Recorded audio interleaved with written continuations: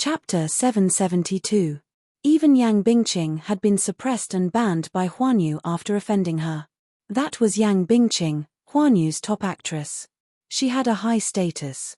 Banning her was just a matter of a word. How powerful was Yun Shusha's background to be able to do this? For a moment, everyone who had offended Yun Shusha was frightened. However, at the same time, they felt that it was unbelievable. At the same time, they deeply realized that Yun Shusha's character was really much better than Yang Bingqing's. But regardless of anything else, if anyone had offended Yang Bingqing in the past, with Yang Bingqing's character, who was vengeful, they would definitely be punished. However, they were all safe and sound. Yun Shusha did not do anything to them. Everyone in the production team had a new understanding of Yun Shusha and a new impression of her. Especially Yang Mi. She originally thought that Yun Shusha had some status in Mu Yaja's heart. Using this point, she tried to make use of Yun Shusha to punish Yang Bingqing.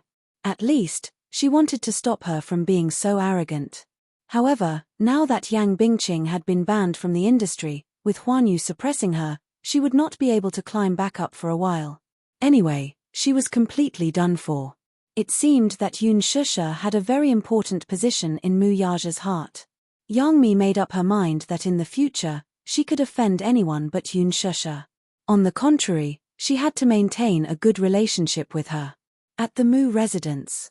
When Mu Wanru returned to the Mu residence, it was already evening. The servant immediately came forward and took the coat from her. Mu Wanru asked, "Where's Grandpa?" "Young madam, old master is in the study." "Has he taken his medicine?" "It's not time yet. The medicine is brewing." "Okay. I'll go to the study to see Grandpa first," Mu Wanru said as she walked towards the study. In the study, Mu Sheng was engrossed in a photo in his hand. In the photo, Mu Qingcheng was standing in the garden with a bright smile on her face. Mu Sheng's gaze deepened as his withered fingers slowly caressed the photo. Deep nostalgia and sorrow surfaced in his eyes. "Qingcheng, you are so heartless. How can you bear to leave me alone?" Mu Sheng lamented, his eyes filled with grief. There was a sudden knock on the door. The old man was still immersed in his grief and did not return to his senses for a long time. Mu Wanru pushed the door open and entered the room. She saw Mu Sheng sitting by the window with his back facing her.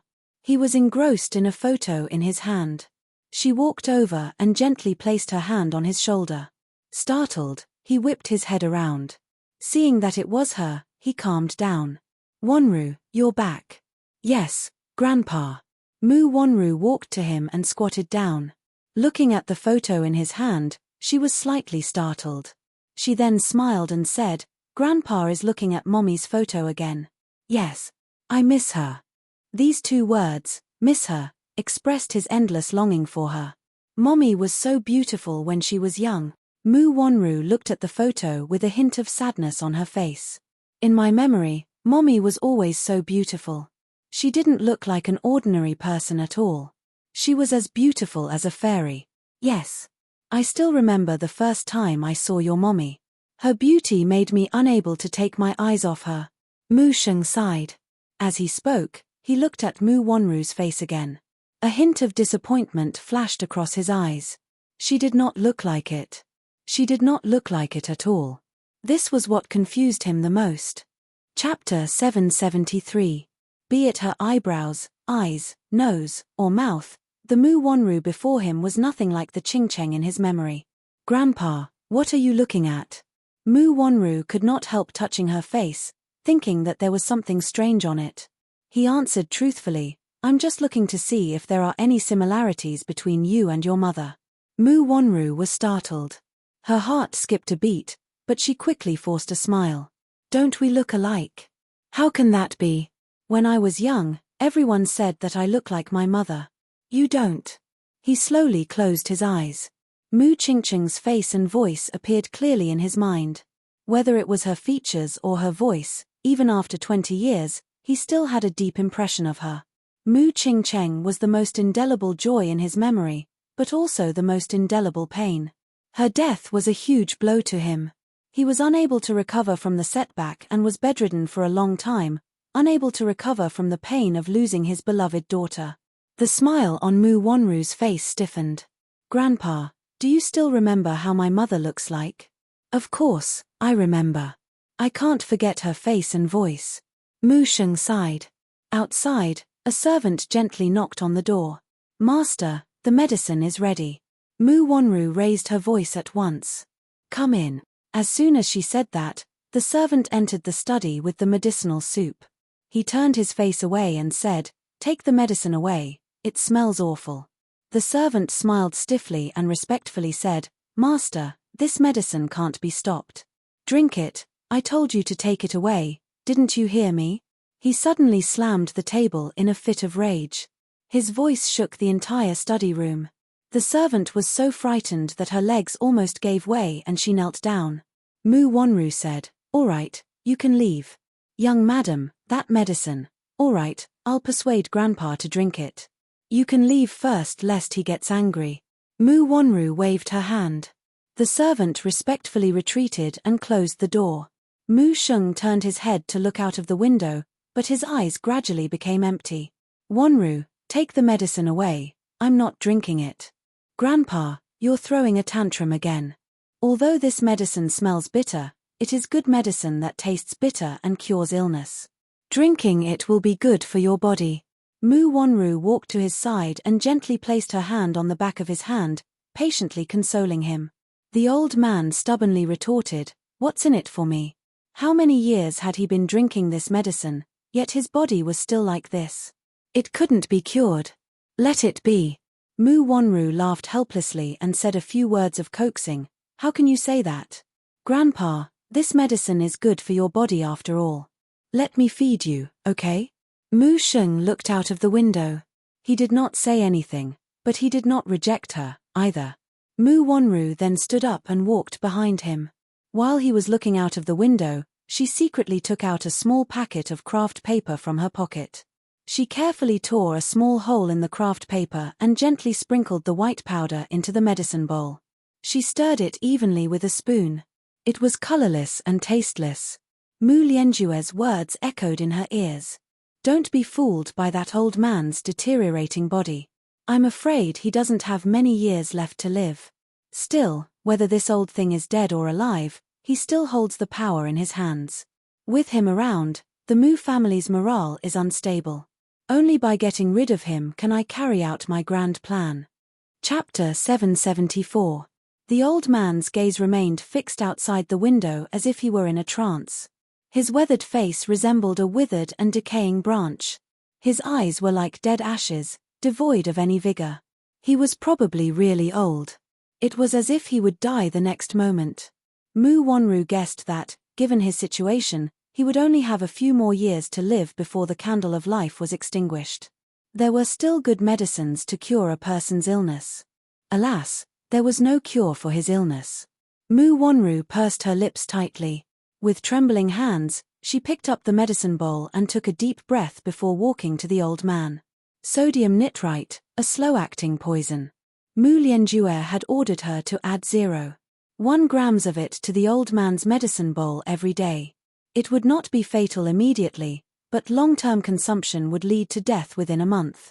As long as the old man was alive, Mu Lianjue would not be able to execute his plan with power in his hands. Hence, her priority was to poison the old man to death. This old man, who treated her as his own and loved her dearly, whom she had always called Grandpa. There was still a shred of conscience in her heart that was struggling. Mu Wonru had the urge to smash the medicine bowl on the floor several times. It was not that she did not have feelings for the old man. If he had not brought her back to the Mu family and doted on her like a princess, she would not even know how miserable she would have been in this life. She was the one who had lied to him about everything. She was clearly not Mu Qingqing's daughter, yet she had shamelessly possessed everything. Be it food or clothing, she had not skimped on anything Mu Yaja had. In fact, she had received more love from him than Mu Yaja. Without a doubt, the old man was the only person in the world who trusted and loved her unconditionally. 15 years of feelings could not win against benefits, after all. Mu Wonru's hands could not help but tremble. She kept weighing the pros and cons in her heart, but she could not make up her mind. A human's heart was made of flesh. She was not a cold person, after all.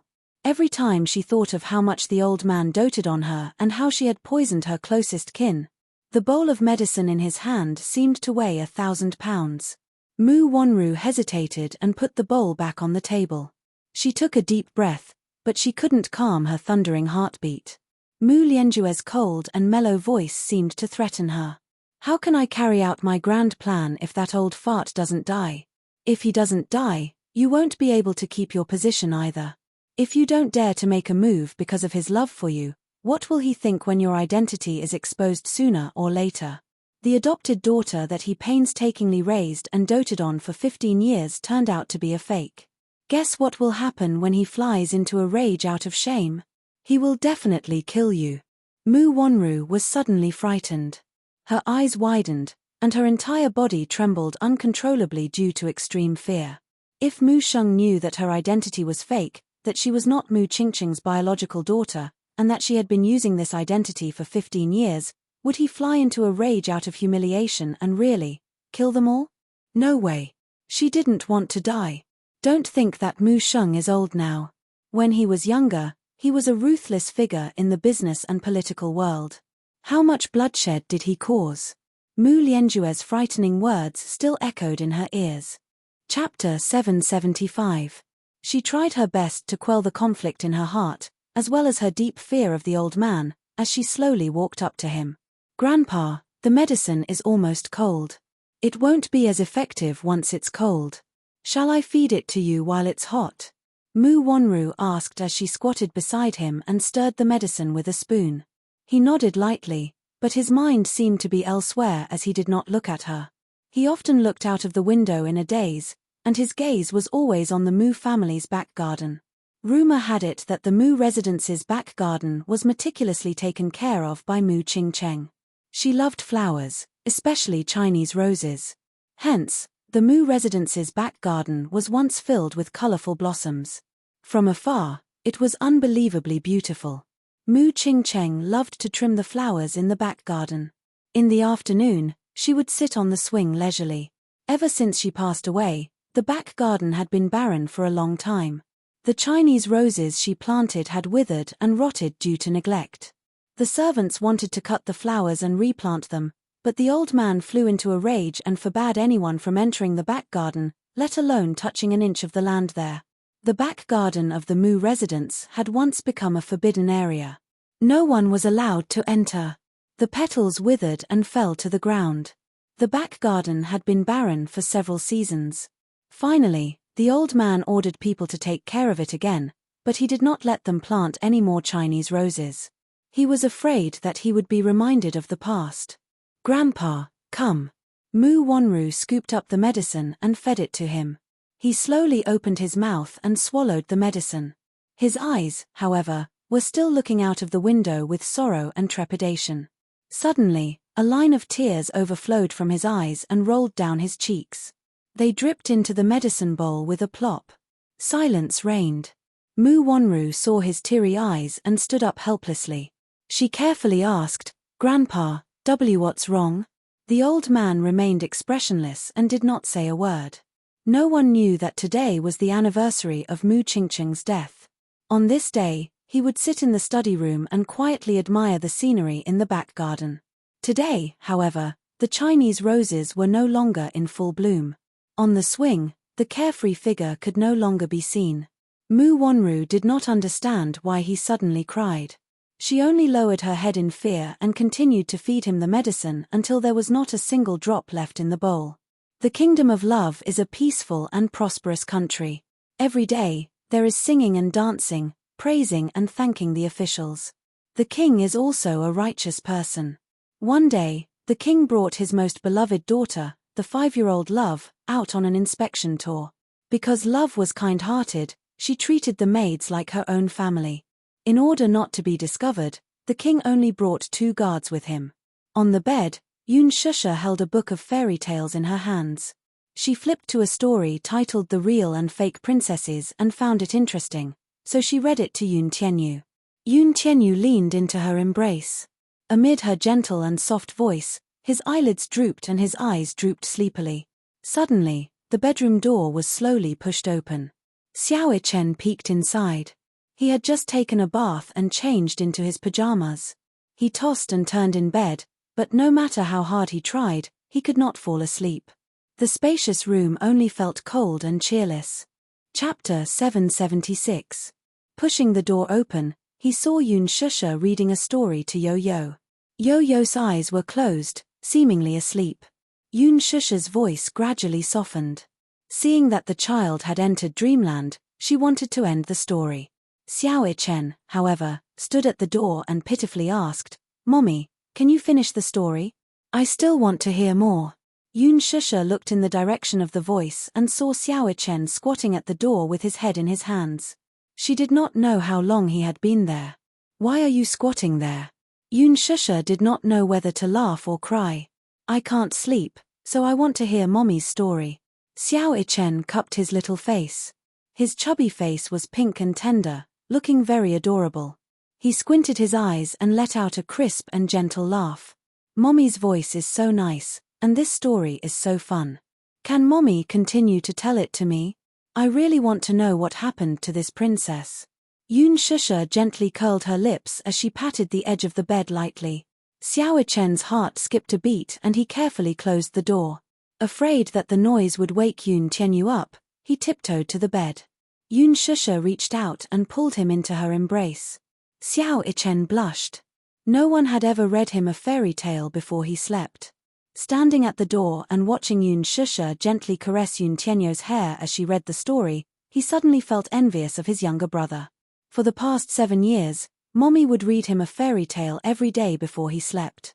How blissful. He was really envious. In the Mu residence, before he slept, he could only hug his doll and fall asleep in the cold room. It was very lonely. "Mommy, continue reading." Xiao Ichen looked up at her expectantly. Yun Shusha nodded. But who would have thought that a group of traitors in the palace would find out that the king was out on an inspection tour? They would send all kinds of martial arts masters to kill the king on the way. The king and the others did not know that when they were in high spirits, a few masked men suddenly appeared, scaring them into sweating profusely. The 2 loyal guards tried their best to protect the king and Princess Love, but Princess Love was still knocked unconscious. The king thought that she was dead, so he didn't have time to bring her body back, so he quickly ran away. Yun Shusha said, "Mommy, is this princess really dead?" "No, I just thought that the princess was dead." "Then the king must be very sad." "Yes. But why didn't the king leave with the princess?" "Ah." Yun Shusha was stunned. She was amused by Xiao Ichen's persistent thirst for knowledge. It must be too late, right? At that time, many people were after the king. The princess is so pitiful. Xiao Ichen said with pity. But the princess didn't die. 14 years later, the king heard that Princess Love was still alive, so he sent someone to put up a notice. Whoever can find Princess Love will be rewarded handsomely. Also, the princess has a heart-shaped jade pendant with her. When she read this, she was inexplicably stumped for a moment and did not continue her sentence. A heart-shaped jade pendant. Xiao Ichen widened his eyes in curiosity. Is it a token? Yes. Xiao Ichen suddenly understood and his eyes lit up. There must be only one jade pendant in the world. Then, the person who has this jade pendant must be the princess. Mommy, did the king find the princess? Don't worry, Mommy will continue reading. Chapter 777. Yun Shusha smiled and shook off those messy thoughts. She continued to read. A 19-year-old female fugitive from the Dark Kingdom escaped here. Her name is Jin Ling. She is very beautiful and has been very scheming since she was young.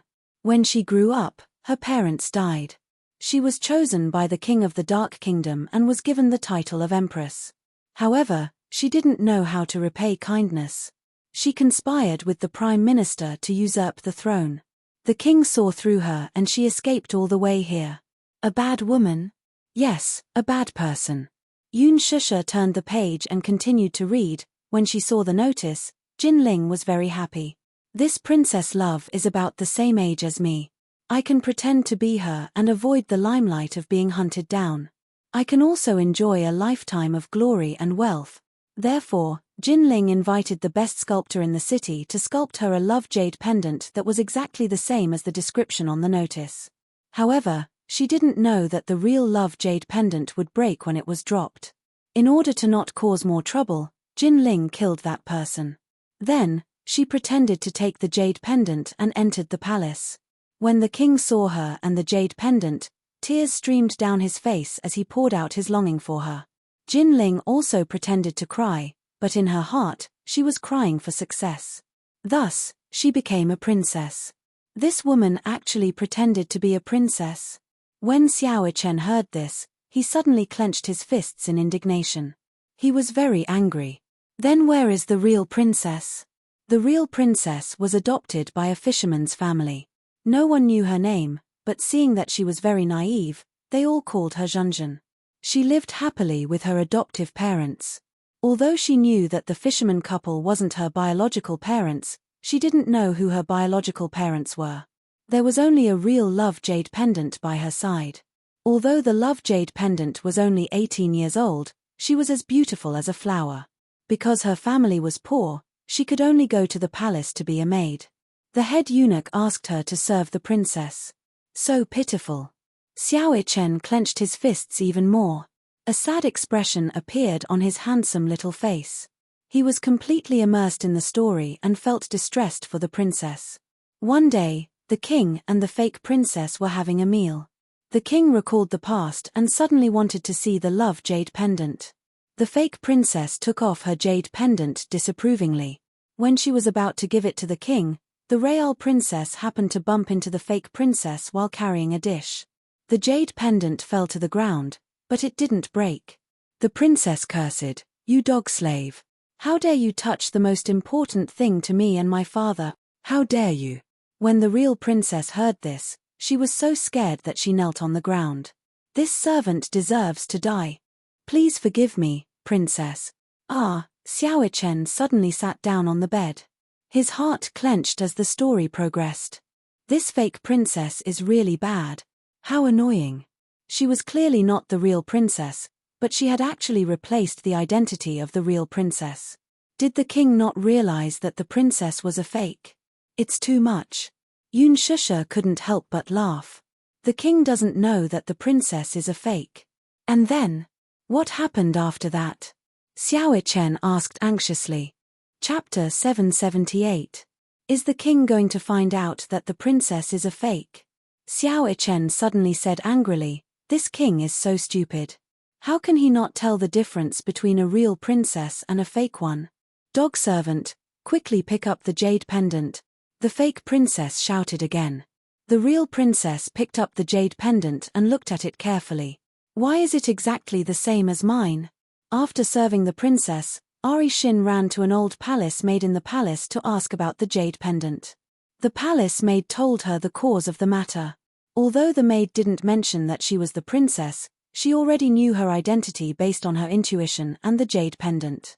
She was very upset and wanted to confess to her father, but could the king trust a maid and not the princess by his side? He couldn't. Yun Shusha slowly flipped to the next page. However, Xiao Chen's sharp eyes noticed that Yun Shusha's fingertips were trembling slightly as she held the fairy tale book. Little Chen's heart skipped a beat as he gently held her hand. "Mommy, are you feeling unwell?" "No."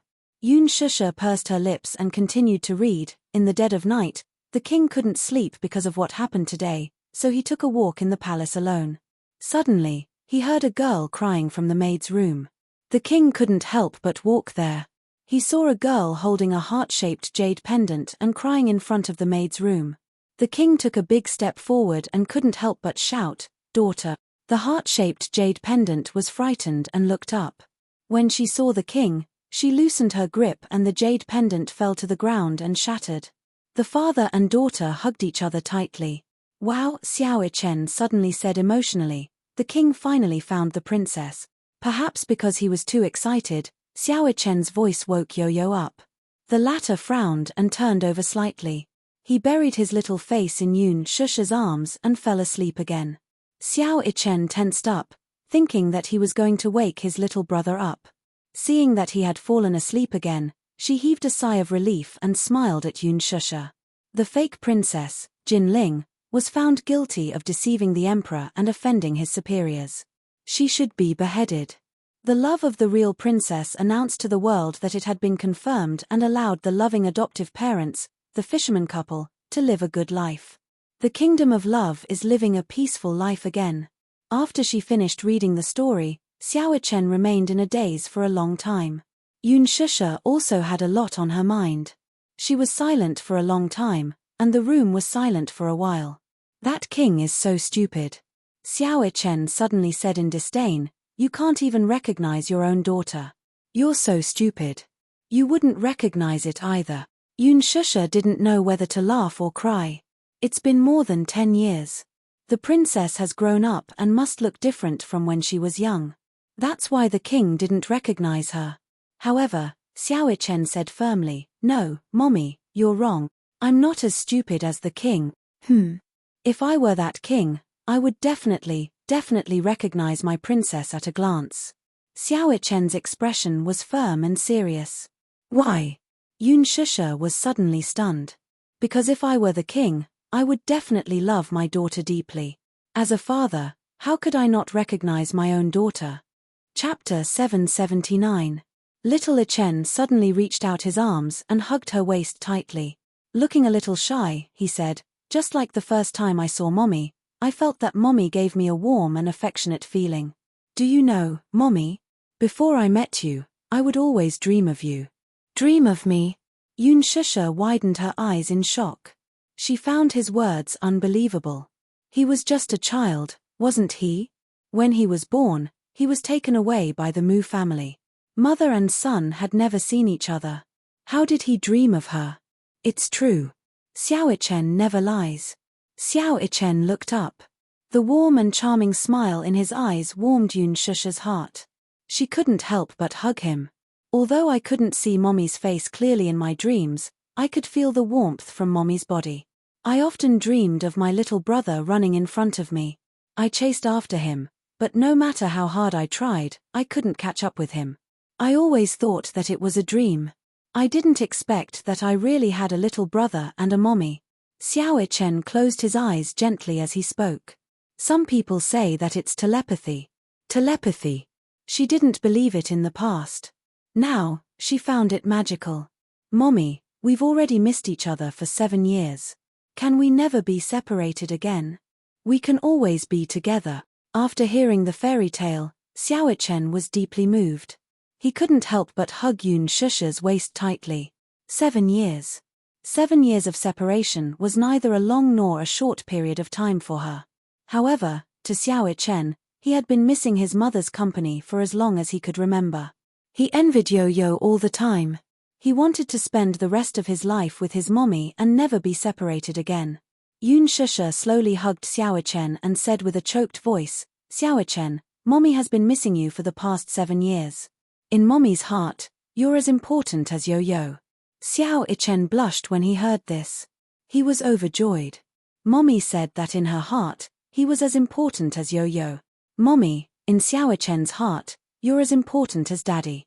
It was a soft and cute confession, full of warmth. Yo-Yo slowly opened her eyes. Her eyelids drooped as she pursed her lips. Mommy said that in her heart, Xiao Chen was as important as him. At the same time, he felt a sense of loss in his heart. However, he did not feel an inexplicable rejection like before. It was understandable that Mommy liked Xiao Chen. Mu Chen was his older brother, and they shared the same blood. It was only natural that Mommy doted on him. However, he was certain that in Mommy's heart, she felt guilty toward Xiao Chen. Compared to Mu Chen, Mommy probably loved him more. Even if it was just a little. Yo-Yo's thoughts ran wild. He felt helpless and could not help but hug Yun Shusha even tighter. Yun Shusha was stunned. She thought that he had woken up. She turned to look and saw that Yo-Yo's eyes were tightly shut. He looked quiet and obedient, as if he was still in dreamland. She patted Xiao Chen's forehead and said softly, "Go to sleep." "Okay. Good night, Mommy." Xiao Chen tucked her in but forgot to take care of himself. This kid was just like Yo-Yo. They both knew how to care for others. Chapter 780. Yoon Tianyu closed his eyes, too, but he suddenly felt a warmth on the back of his hand. Startled, he opened his eyes and saw a small hand on the back of his. It was soft and warm. The hand was slightly bigger than his, so it was just right to wrap around his small hand. Yo-Yo raised his head slightly. His body was quiet and did not make a sound. Looking past Yoon Shusha, he saw Xiao Chen burying his face in the blanket with his eyes tightly shut. His hand was gently placed on the back of his hand. Suddenly, he held his hand and interlocked their fingers. Both of them wore the same amethyst necklace. Under the bright moonlight outside the window, it emitted a beautiful and shimmering radiance. That was a gift from Xiao Chen. It was of the same design, and he was wearing the same bracelet on his wrist. I picked this out for you as a gift. Do you like it? You haven't answered my question. Do you like it? He still remembered how carefully Xiao Chen put the bracelet on him. His actions were sincere and gentle. At that moment, he almost blurted out, I like it. He liked this necklace. He liked it because it was very beautiful. He once suspected that Xiao Chen had personally picked it. He did not believe that his brother had such taste. He liked it. That was because this was the first gift from Xiao Chen. He cherished it from the bottom of his heart and could not bear to open it because even the packaging was exquisite. However, because of his awkward personality, he found it difficult to say those two words out loud. He always felt that it was a very embarrassing thing. Although he had not accepted Xiao Chen on the surface, deep down, he had already accepted him as his brother. Yo-Yo looked at Xiao Chen's peaceful sleeping face and could not calm down for a moment.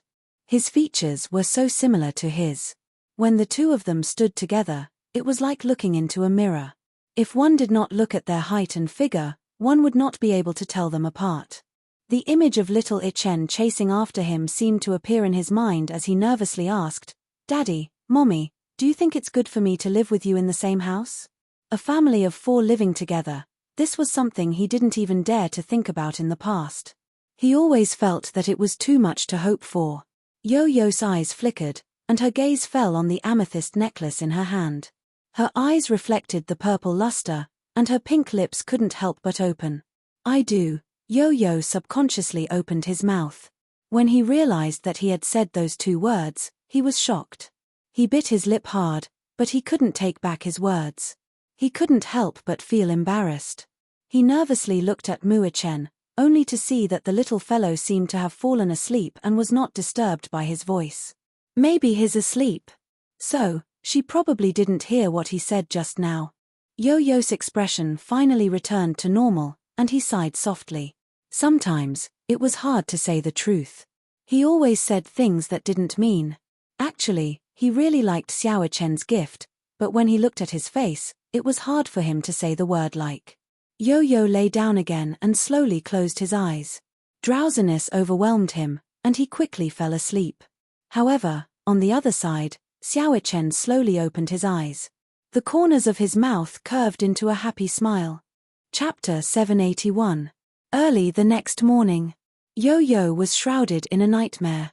His forehead was drenched in cold sweat. In his dream, he was surrounded by 2 walls. He could only feel a stifling pressure on him, making it hard for him to breathe. He tried his best to escape, but no matter how hard he tried, he could not escape. He could only watch helplessly as the 2 huge walls slowly closed in on him. Just as he was about to suffocate, he woke up with a start. In his hazy sleepiness, he only felt that it was unusually crowded. Yo-Yo opened his eyes wider and looked up, only to see Yoon Shusha's sleeping face. Startled, he tried to sit up on the bed. Just as he turned over, he saw Mu Yaja's handsome face right in front of him. Mu Yaja. Why is he sleeping here, too? When did he squeeze in here? An inexplicable feeling rose in his heart. He wanted to sit up, but he felt a heavy weight pressing down on him. He immediately looked down and did not know what was pressing down on him. He did not know when Xiao Chen had half his body on top of him and one of his legs was hanging on Mu Yaja's long legs. He struggled slightly and sat up. Only then did he get a clear view of the bed's layout. Mommy was hugging him, and Mu Yaja was hugging her. He was sandwiched in the middle. The two walls in his dream were probably because he was sandwiched between them. Yun Shusha's sleeping posture was more peaceful and well-behaved. The most restless one was none other than Xiao Chen. Half of his body was on top of Yun Shusha's lower body and the other leg was hanging on her body. His sleeping posture could only be described as horrible. No wonder he felt that he could not breathe in his sleep. He only had nightmares with such a heavy guy on top of him. This guy. His sleeping posture was too unsightly. Yo-Yo pushed Xiao Chen's head in dissatisfaction, only to see Xiao Chen turn over. His whole body was on top of him, and one of his legs was on top of Mu Yaja's face. In his sleep, Mu Yaja pushed Xiao Chen's leg away unhappily. Little Chen's brows furrowed slightly as he unhappily placed his foot on it. Mu Yaja pushed it away again. Xiao Chen put his leg up again. The father-son pair seemed to be in a standoff. Yu rolled his eyes. It was still early in the morning, and he had not yet woken up. He had accumulated a bellyful of anger, yet he had nowhere to vent it. In a fit of anger, he grabbed Xiao Chen's ear and twisted it. Ouch! Xiao Chen woke up from the pain. He rolled on the bed and got up. He looked around for a while and saw Yo-Yo's sleepy eyes filled with anger. What's wrong? Xiao Chen rubbed his eyes and asked innocently. Look at you. How did you sleep?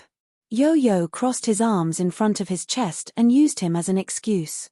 Little Chen lowered his head to take a look and was baffled. What's wrong? Didn't I sleep well?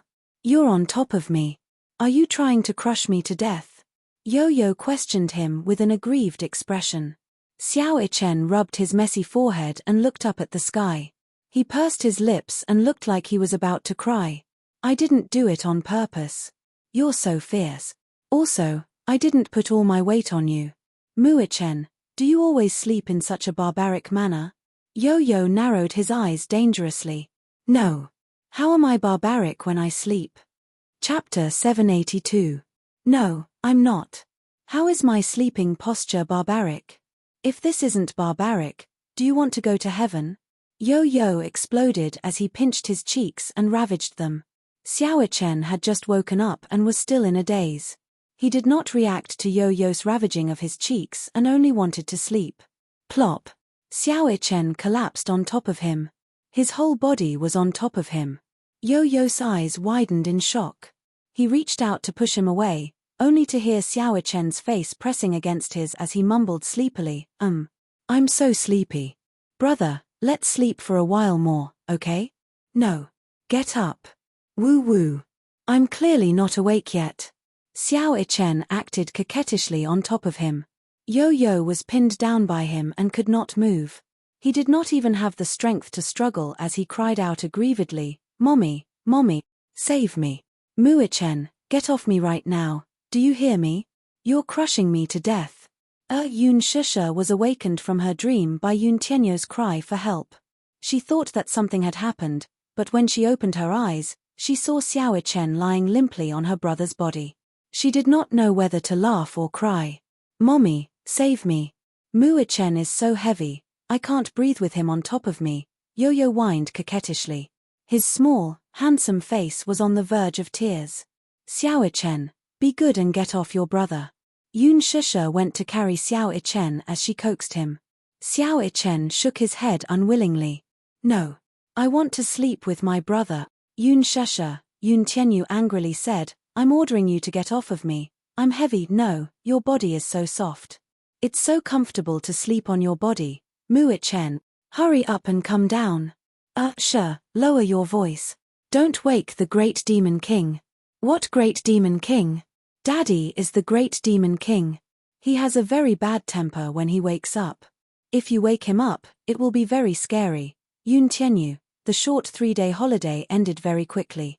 Mu Yaja took Yun Shusha for a follow-up examination. The doctor said that her injuries had almost recovered, and it would be best if she recuperated for a few more days. Then, there would not be any major problems and there would not be any sequelae. The two little munchkins who were standing behind him heard the conversation. They looked at each other and finally calmed down. Yun Shusha was naturally very happy that her injuries had recovered. She planned to rest for a few days before returning to the set to continue filming. After sending the two children home, Yoon Shusha planned to go to the supermarket to buy some daily necessities. Mu Yaja was, of course, the one in charge of driving her. Yoon Shusha went to the supermarket to buy many daily necessities. While pushing the trolley, she compared the different styles of products in front of the display cabinets. Mu Yaja stood beside her. Seeing her focused look, he found it a little strange. "What are you looking at?" "I'm looking at the price. I'll buy whichever is cheaper." Yoon Shusha was already used to comparing prices. Her salary was not high in the past, so she had to calculate everything carefully. Every time she returned to the supermarket, she would take a while to carefully compare the price-performance ratio before buying it. After returning home, she would carefully record it. Even though she no longer needed to live frugally, she still couldn't get rid of this habit. "Which color do you like?" Chapter 783. This is a black and white checkered one. He preferred simple colors and designs. He didn't like things with complicated patterns. Yoon Shusha made a mental note of it. In the car, Yoon Shusha sent Lin Fengtian a WeChat message to inform him. Not long after, perhaps because Lin Fengtian wasn't busy, he replied with a long reply. "Shusha, where have you been these few days? You weren't at the hospital, and I couldn't get through to your phone. I originally brought the crew to the hospital to visit you, but the doctor said that you were discharged. You were discharged so early. Why don't you rest for a while?" "I went on a vacation to relax," Yoon Shusha replied with a smiley face. Lin Fengtian replied, "Oh. It's good to go out to relax. I was busy with the crew and couldn't visit you in time. I'm sorry." "Director Lin, don't say that. You're a big director with a lot of work to do every day. You must be busy," she teased him mischievously. Lin Fengtian replied with a string of ellipses. Then he sent another message. "Rest for a while. Welcome back to the crew." "Okay, thank you. You still plan to return to the crew?" Mu Yaja looked straight ahead and asked. "Yes." Yoon Shusha nodded. They stopped at a traffic light. Mu Yaja suddenly turned to look at her and said, "I'll take care of you." "Huh." Yoon Shusha didn't react for a moment and looked at him. However, when she came back to her senses and heard what he said, her expression changed. "What do you mean?" "Literally." Mu Yaja looked at her deeply. "Shusha, I'll take care of you. So, don't act or work. Just stay by my side." Yoon Shusha stared at him in a daze. She couldn't react for a long time. She didn't know why, but generally speaking, when a man said this to a woman, most women would feel very happy. However, when she heard such words from Mu Yaja, for some reason, she felt a little unhappy. Mu Yaja fixed his eyes on her, only to see her silent, handsome eyebrows slightly raised. "What, listening to what I said, you seem unhappy." The red light turned green, but Mu Yaja didn't react immediately. It wasn't until the irritable honking behind him alerted him that he turned his gaze to the front. He stepped on the accelerator and the car continued to move forward. The mottled shadows of the trees outside the window kept flashing by. The sun shone through the window, warming the room. "Mu Yaja, are you willing to raise me?" "Yes." Mu Yaja's lips curled into a smile. He thought it was a happy thing to raise the woman he loved. Moreover, he had a magnificent empire of wealth. Did his woman need to go out to work and be looked down upon by others? When he thought of that day when Yang Bingqing had slapped her, his heart throbbed with pain. In his heart, blacklisting her was still letting her off lightly. This kind of woman, who dared to touch his woman, deserved to die. However, when he thought of her returning to the set, to the smoky entertainment industry, there would be a second Yang Bingqing, and a third Yang Bingqing, he was worried. He couldn't bear for her to be wronged, that was all. "I'll take care of you." Mu Yaja controlled the steering wheel. "So, you don't have to return to that set anymore." "I don't want it," she replied blandly. Mu Yaja looked at her with surprise. "Why? Why did you say no?" Chapter 784. What's so strange about it? I just feel that it's very strange. You don't let me work or film, so what do you want me to do? Be a housewife quietly at home, like most Japanese wives who only need to stay at home and quietly wait for their husband's return? You said that you're raising me, But I feel that I'm no different from a canary in a cage. She calmly stated her point of view, and every word of her point of view made Mu Yaja's heart flutter. The Mu family was a standard patriarchal family. Perhaps some views were deeply ingrained in his heart, but Yun Shusha would ruthlessly break these ideas every time. Women needed to work. Women needed to be financially independent. Women couldn't rely on men all the time. She was indeed different from other women. Take the entertainment industry for example. Many female celebrities entered the entertainment industry for nothing more than the competition for fame and fortune. They longed to stand out, and even more so, they longed to fly up into the branches and become a phoenix, marrying into a wealthy family and becoming a young mistress of a prestigious family. Women in wealthy families were indeed like canaries in a cage. Everything revolved around the center of the man. On the surface, they seemed to be endlessly glamorous, but in reality, in order to maintain the appearance of prosperity and vanity, they were physically and mentally exhausted. Even so, there were still many women who flocked to this cage like a flock of ducks. However, she only wanted to escape from such a cage. How can you compare yourself to those women? Mu Yaja unhappily grabbed her chin and kissed her lips unhappily. You're not a canary, you're my woman. Yun Shusha was stunned, and her eyes widened in astonishment. Mu Yaja continued, you're different from them. I said that I'm raising you because you're too stupid and get bullied all day long. How am I stupid? She waved her fist and protested unhappily. Mu Yaja grabbed her hand and said, if you want to work, if you want to film, that's fine. But don't let yourself be wronged. If you're bullied, I'll be very angry. Really angry. When he saw her being humiliated by Yang Bingqing, he almost couldn't control himself and turned the entire crew upside down. Yun Shusha was secretly shocked and looked at him. Her heart warmed as she smiled and said, all right, I won't let myself be wronged and bullied by others anymore. Did I do that for the sake of the big picture? For the sake of the big picture, you don't care about yourself. Mu Yaja said coldly, do you know, my heart will ache? However, his voice stopped abruptly. There were some words that he found hard to say. Yun Shusha blinked. Seeing that he still had something to say, she asked curiously, no what? Nothing. Mu Yaja reached out and rubbed her hair, but he couldn't help but poke her eyebrows. Woman, I realize that sometimes, you really are a blockhead. What's wrong now? There are so many women in the industry who want to get close to me. You're turning a blind eye to such a big backer. Yun Shusha's peach blossom eyes were bright and beautiful. She smiled faintly and said, of course, I'm relying on you. Why wouldn't I rely on you? But it was strange. Who would beg others to rely on their backers? Yun Shusha pursed her lips and smiled. Sometimes, she thought that this man was quite cute. She hadn't been in the capital these few days and didn't know what had happened in the capital. She also didn't know that Yang Bingqing had been blacklisted. Chapter 785. She just did not want them to worry about these things. Therefore, Yun Shusha did not know what kind of embarrassing situation Yang Bingqing was in at the moment. She felt as if there was a fishbone stuck in her chest when she thought about how she would have to fight with this hateful woman after joining the cast. It was extremely uncomfortable. What should she do?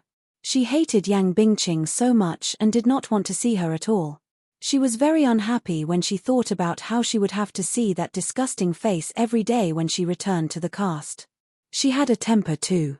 She had tolerated her on set because she did not want to cause any trouble.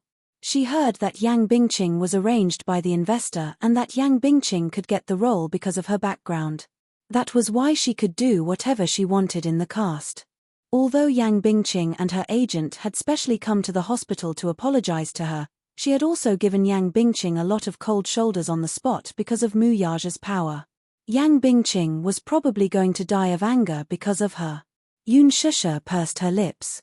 To be honest, she had felt secretly satisfied when she had humiliated Yang Bingqing.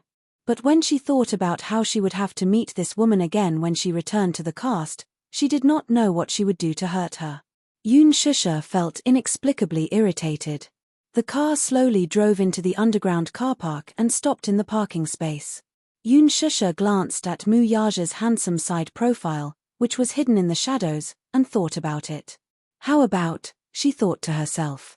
Yoon Shusha's lips curled into a smile. She stretched out her arms and her enchanting body slowly leaned forward and wrapped around his neck. A trace of surprise flashed across Mu Yaja's eyes. He saw her leaning slightly closer to him and whispering in his ear, "Je." This soft and gentle call seemed to be able to make one's bones go soft. He had never heard a voice that was more moving than this. It turned out that his name sounded so good when she said it. This woman actually took the initiative to court him? Or was she trying to seduce him with her beauty? Mu Yaja looked at her with an astonished expression, only to see that in the dim light of the basement, her face and ears were flushed pink. She softly snuggled up to him, her eyes coquettish and seductive, extremely alluring. She was like a little demon who could charm all living beings. He raised his eyebrows playfully. This woman, being so attentive, it seemed like she had something to ask of him. Can you promise me something? Yoon Shusha whispered in his ear. He closed his eyes and smelled the fresh fragrance on her body. Some of his thoughts could no longer be suppressed and became restless. Reaching out his arm, he held her shoulders and pulled her into his embrace. He couldn't help but gently bite her pink ear. Stupid woman, are you trying to seduce me with your beauty? Sure enough, he saw her softly stick to him and smiled coquettishly. Can you do me a favor? What is it? That Yang Bingqing. Can you kick her out? Yoon Shusha narrowed her eyes and smiled. I don't want to be in the same production team as her. Mu Yaja gave a deep smile when he heard that. Yang Bingqing? He had already blacklisted her and removed her from the cast of The Green Apple. Moreover, Yang Bingqing's videos had already been cut and her role would be played by another person. She didn't know about it yet. Did she think that Yang Bingqing was still on the set? Chapter 786. He wanted to hear how this woman would beg him. She rarely asked him to do something for her. Are you afraid of her? Mu Yaja pulled her into his arms, grabbed her chin, and smiled. Not necessarily. That day when Yang Bingqing came to the hospital to apologize to you, you were so fierce with your little mouth. After saying that, he couldn't help but lower his head and gently seal her lips. His pearly white teeth nibbled on her soft lips, and he was a little infatuated with the fresh fragrance between her lips and teeth. For a moment, he didn't pay attention to his strength and bit her painfully. Yoon Shusha's eyes were tinged with a hint of coquettishness, and she bit him back hard. She pressed her lips tightly against his thin lips, caressed his face, and said slowly in a coquettish tone, "Who's afraid of her? I just think that she's quite disgusting. If she were to play any tricks again, it would be quite annoying. Moreover, her acting skills are so bad. I'm so tired that I'm practically peeling off a layer of water from acting with her. Why don't we just kick this kind of actress out of the production team? Please." It was rare for her to act coquettishly. Her soft and coquettish tone made one feel numb in their bones. Her delicate little mouth pressed tightly against his thin lips, her breath smelling like orchids, and her pair of charming eyes met his handsome ones. Her charming eyes seemed to have an electric current. Mu Yaja only felt a current from his heart to his limbs and bones, and a burning sensation suddenly came from his lower abdomen. It was boiling hot and terrifying. His eyes gradually deepened, and there was a deep desire in the depths of his eyes that didn't need to be concealed at all. He was straightforward and explicit. Woman, you're asking the right person. He suddenly held the back of her neck, and his tall and imposing body pressed against her. Dealing with Yang Bingqing is just a matter of saying a word. I can shut her out of the industry. The question is, what are you going to do next? Mu Yaja waited for her performance. He wanted to see what this woman would do. Yoon Shusha's eyes flashed. This man was obviously using this as a pretext to tempt her. She thought that if she wanted him to shut out Yang Bingqing, she only needed to say a few nice words and act coquettishly, and it would be a matter of course. But she didn't expect that this vile man actually had conditions. Mu Yaja pressed his body down, his dark and deep eyes fixed on her face, looking forward to her performance when she wanted to please him. For a moment, she did not understand the meaning behind his words. What do you mean? What do you mean, woman? It's impossible for me to not have conditions when you ask me to do something. Click. 2. The partition slowly rose, blocking the transparent windows, and separating the inside and outside of the car into two different worlds. He casually pressed the button, and the atmosphere lights in the car lit up with a purple light. At this moment, the private car park was surrounded by darkness. "You have conditions?" Yoon Shusha's lips were a little stiff. "What conditions?" He slowly attached himself to her ear, and his sexy and charming voice whispered in her ear, "Woman, please me, Chapter 787. At this moment, Mu Yaja was like a strategist. In fact, when it came to relationships, the man was usually the one who took the initiative. Yoon Shusha, in particular, was the passive party most of the time. He wanted to see how she would perform if she were to take the initiative in this matter. Yoon Shusha pursed her lips, feeling like retreating a little. Mu Yaja glanced at the flickering light in her eyes and teased, "Why? You don't dare. What's there to be afraid of?" Yoon Shusha refused to admit her mistake. "I just don't know how to. I'll teach you." With that, Mu Yaja bent his head and kissed her. The moment he kissed her, she was still as delicious and tempting as before. The tip of his tongue kept rubbing against her lips, infatuated with the sweet taste between her lips and teeth. However, no matter how much he kissed, he could not get enough of it. Her little mouth was like the most addictive poison in the world, and he wanted more after tasting it. During their vacation on the island, with Yoon Tianyo's interference, he did not have the chance to be intimate with her. His body was already tense from yearning for her. He wanted her very much. Especially when he kissed her lips, the desire buried in his body became more and more clamorous and restless. Hugging her, his arm slowly slid down to her waist and gently kneaded her soft waist. It was so small that he could hold it in his hand. She was thin and petite. Yoon Shusha nestled in his spacious embrace and knew how to respond. The dark desire in her body was also aroused by him and rippled like a river of spring water. Suddenly, he stopped the kiss and looked up at her with a meaningful gaze. Yoon Shusha, who was originally immersed in the endless tenderness of the kiss, stopped abruptly. "Have you learned it?" he asked in a low voice. Yoon Shusha pursed her lips and said somewhat mockingly, "Your kissing skills are average." "Average?" Mu Yaja's eyes revealed a dangerous look. "Are you saying that my kissing skills are average? Don't tell me that you've never kissed any woman before me?" Yoon Shusha asked with a sly look in her eyes. Mu Yaja glanced at her but did not say anything. This stupid woman. How could he admit that he had never had any woman before her? She was his only woman. Yoon Shusha slowly caressed his lips, held his face, and gently kissed the corner of his mouth, continuing the kiss that had stopped abruptly. The temperature in the car suddenly rose. She placed her hands on his shoulders and suddenly flipped over to sit on top of him. Her enchanting and coquettish figure intimately pressed against him. Her small hand slowly moved downwards along his chest. Yoon Tianyu sat in the study room. During his vacation, his tablet and phone had been confiscated by Mu Yaja. Once he got home, he switched on his computer. His inbox was flooded with emails. He was browsing through the emails when his phone rang. Yo-Yo picked up the call and heard Lee Hanlin's voice from the other end. "Director Yoon, your call finally got through. I thought you were missing and was so worried that I almost filed a missing person report for you." Yo-Yo's lips twitched. "I went on vacation with my dearest mommy." "Vacation?" Lee Hanlin was stunned. It was so scary. For the past few days, he could not get through to his phone, did not reply to his messages, and did not reply to his emails. It was as if he had disappeared into thin air. "I have something to report," Yo-Yo said. Chapter 788. Lee Hanlin then told him about how Yang Bingqing had been banned from the entertainment industry. Yoon Tianyu interrupted him impatiently. "You don't have to tell me about this ? What does Yang Bingqing have to do with me?" "Director Yoon, Yang Bingqing was blacklisted by Huanyu because of Mu Yaja's order," said Lee Hanlin. Yoon Tianyu's interest was piqued when he brought it up. "Why?" "Because Yang Bingqing bullied a newbie in the production team. She used a scene to slap a newbie 16 times. Bullied a newbie?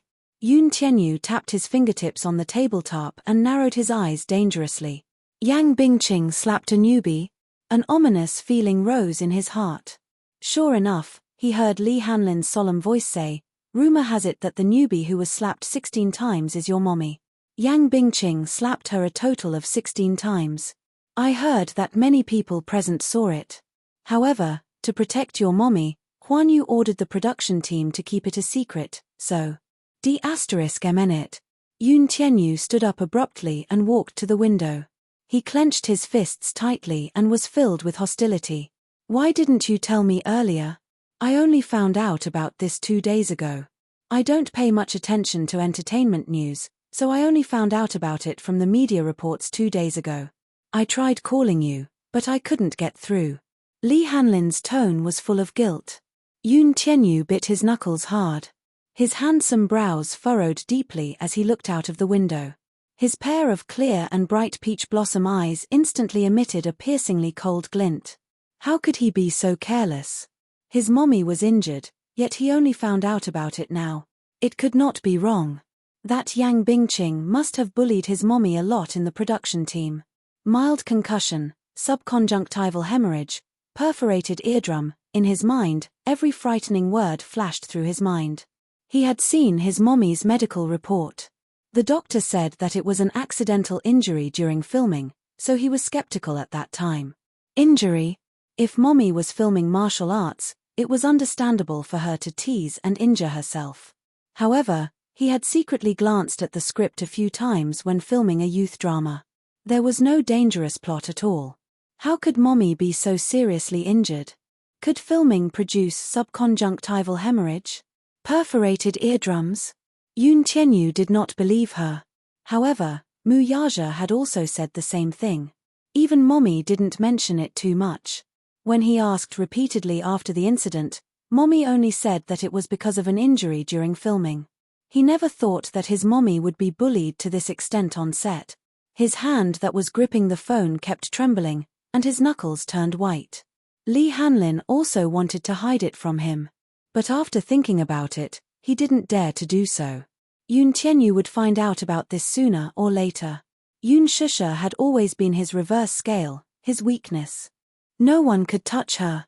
If anyone dared to harm a single hair on Yun Shusha's head, they would undoubtedly have touched the dragon's reverse scale and would definitely be enraged. Who is this Yang Bingqing? How dare you run amok in the crew so brazenly? I heard that the production team of the Green Apple has a total of 4 major investors. Other than Laji Holdings, there are 3 other powerful investors. One of the investors was Yang Shoucheng. Yang Bingqing's biggest backer is Yang Shoucheng. Yang Shoucheng? The boss of Hong Kong's European King Entertainment. Chapter 789. Li Hanlin continued. Yang Bingqing's PR team is Yang Shoucheng's former ace team under European King. They have made many A-list actresses famous, and their methods of creating hype are top-notch. Yang Bingqing's rise to fame can be said to be entirely due to Yang Shoucheng's handiwork. Now, Yang Bingqing has been blacklisted by Huan Yu. At least in the domestic market, Yang Bingqing has no way to make a comeback. Yo-Yo frowned. I don't care if she's blacklisted or not. If you dare to touch a strand of my mommy's hair, I won't let you off. After hanging up, Xiao Chen suddenly pushed open the door to the study room with a murderous look. He originally wanted to enter the study room, but as he stood at the door, he heard the conversation between Yun Tianyu and Li Hanlin. He held his breath and was furious when he learned that his mommy had been slapped by someone on set. Yun Tianyu turned around and was shocked to see him. Why didn't you knock before entering my room? I was just outside the door, so I heard everything. Xiao Chen's face turned cold. Mommy was bullied on set. Yun Tianyu turned around and coldly said, you don't have to care about this. Why? I'll handle this. No. Someone bullied my mommy. I want to avenge her.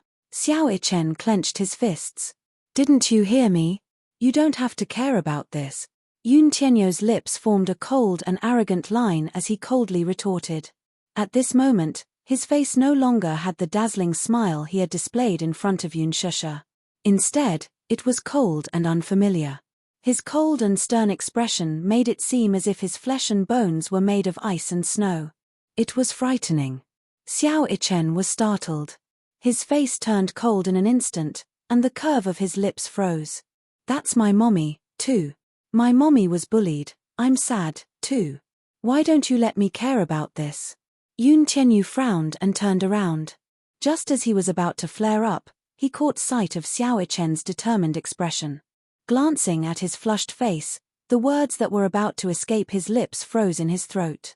I can tell you, but you have to keep this a secret from Mommy. Xiao Chen nodded. Okay. Yun Shusha had just returned home and put the daily necessities she had bought in the storeroom. She called out loudly, Yo-yo, Xiao Chen. Not long after, the two little lads pounced on her with bright smiles on their faces, each occupying half of her arms. Yun Shusha hugged the two glutinous rice balls tightly. Mommy, you're back. Mommy, Yo-yo, kiss kiss. The two little balls fought to be the first to kiss Yun Shusha's cheeks, ignoring Mu Yaja who was behind them, as if he was air. Mu Yaja deeply felt that he was being ignored. Yo-yo suddenly asked suspiciously, Mommy, why are you back so late? Yun Shusha's face revealed a hint of awkwardness. She subconsciously avoided his suspicious gaze and explained, Mommy went to the supermarket to buy some things. But you've been out for 4 hours. Yo-yo narrowed his eyes, which were full of suspicion. The supermarket is very close to home. It takes less than half an hour to go there and back. It won't take 4 hours at all. Yun Shusha's face broke out in cold sweat. She was somewhat speechless. Did Mommy secretly do something behind my back? As Yo-yo spoke, he glanced warily at Mu Yaja behind him. His intuition was so sharp that it made Yun Shusha blush with shame. This little guy, did he have to be so sensitive? Chapter 790. Yo-yo, Mommy will cook dinner for you guys today, okay? Yun Shusha smilingly interrupted him to avoid this dangerous topic. Her suggestion was met with Yo-yo's heartless rejection. Mommy, you've just recovered from your injury, so don't go to the kitchen. Besides, the food you cook isn't as good as mine. Every time you finish cooking, the kitchen will be a mess, as if after a war. It's very tiring for me to clean up. Mu Yaja could not help glancing at her when he heard this. Yun Shusha blushed a little at his ridicule, and the corner of her lips twitched violently. How could this rascal ruin her plans like this? Yun Shusha helplessly sat down on the sofa. It was rare for her to show off her culinary skills, but with Yo-yo around, she did not even have the chance to do so. She could only carry Xiao Chen on the sofa and watch cartoons with him. Mommy, I don't like to watch cartoons. Xiao Chen comfortably nestled in her arms and acted coquettishly. Yun Shusha raised a brow. What do you like to watch, then? Channel 7. Channel 7. Yun Shusha fell silent. Channel 7 was a military channel, and its content was all about war and military affairs. Hence, Yun Shusha switched to Channel 7. In the kitchen, there were flashes of knives and swords. When Mu Yaja entered the kitchen, he saw Yun Tianyu's back, who was earnestly washing the dishes. Sensing his footsteps, Yun Tianyu turned to look at him from the corner of his eyes and suddenly asked, Daddy, what do you like to eat? Kchem? Mu Yaja raised a brow in surprise. When he realized that this daddy really came from the little guy's mouth, he was slightly stunned. This was the first time this little guy had taken the initiative to call him daddy.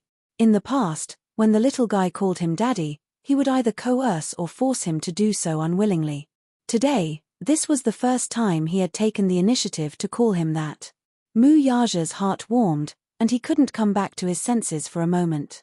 Yun Tianyu furrowed his brows and blurted out, Daddy, why aren't you saying anything? Is he suffering from Alzheimer's? Mu Yaja's face instantly darkened. This guy was not cute at all. She felt touched just now. Mu Yaja couldn't help but reach out to rub his hair. Yun Tianyu did not evade him, though. Instead, he quietly let him ravage his hair like a docile kitten. Mu Yaja was even more surprised. In the past, Yo-yo was extremely repulsed by his intimate actions. If someone touched him, even if it was just a strand of his hair, he would avoid it like the plague. He wouldn't let anyone touch him at all. Mu Yaja was puzzled. Was this child possessed? Today, he was unexpectedly docile and cute. He was not like before, when he would bare his fangs and brandish his claws at him like a kitten whose territory was threatened. Mu Yaja tentatively pinched his cheeks again. They were sticky, soft, and chubby. The flesh on his face was as tender as tofu. It felt good to the touch. Yo-Yo did not resist at all. Instead, he let him ravage his cheeks, but his hands did not stop moving. He quietly washed the vegetables, smoothed them out, and placed them on the chopping board. Just as he picked up the kitchen knife, a pair of strong arms slowly encircled his waist. His heart skipped a beat. From the corner of his eye, he looked back and saw Muyaja embracing him from behind as if he were hugging a teddy bear. His embrace was so warm and spacious. Chapter 791. He could even clearly feel the man's toned muscles. Those handsome lines were strong and masculine. Yo-Yo's hand movements suddenly slowed down. He suddenly remembered that in the past, when kindergarten classes were over, many of his classmates' fathers would wait outside the door early. He would always watch those children fly into their father's arms. He enviously fantasized that such strong chests should be a very warm world, right? Fatherly love was what he yearned for the most since he was young. He would always fantasize about how good it would be if he had a father. However, when a strange man really wanted to intrude into their home, he was extremely resistant and unwilling to accept it. Still, so what if he resisted? His mommy liked this man. During these few days of vacation, even though he repeatedly tried to obstruct her, he could tell that his mommy liked this man. She probably liked him a lot, right? He had never seen his mommy show such a shy and adorable expression in front of other men. Since this was the man his mommy liked, what reason did he have to reject him? He had previously told Yoon Shusha that he would unconditionally approve of whatever she chose and approved of. Hence, he no longer resisted Muyaja like before. This man might really be the man who could accompany his mommy for the rest of her life. Since that was the case, accepting it calmly was the greatest respect he could give her. Even though his possessiveness was causing trouble, he still felt uneasy. He was worried that this father-son pair would invade his mommy's heart. He was no longer as important as he used to be. Yo-Yo bit his lower lip. When he came back to his senses, he suddenly felt a hand touching his body. It touched his wrist and then his butt. Unable to tolerate it, he turned around and asked, "What are you doing?" Muyaja slapped his butt and muttered to himself, "Baby, why are you so skinny? You're even slimmer than Xiao Chen." Yo-Yo said, "Can you not compare me to that inhuman?" Xiao Chen's physique was shockingly good. When Muyaja first threw him into the special forces, he thought that the little guy would come running back crying. However, less than a month later, the head of the special forces called and said that the young master had adapted well in the training camp.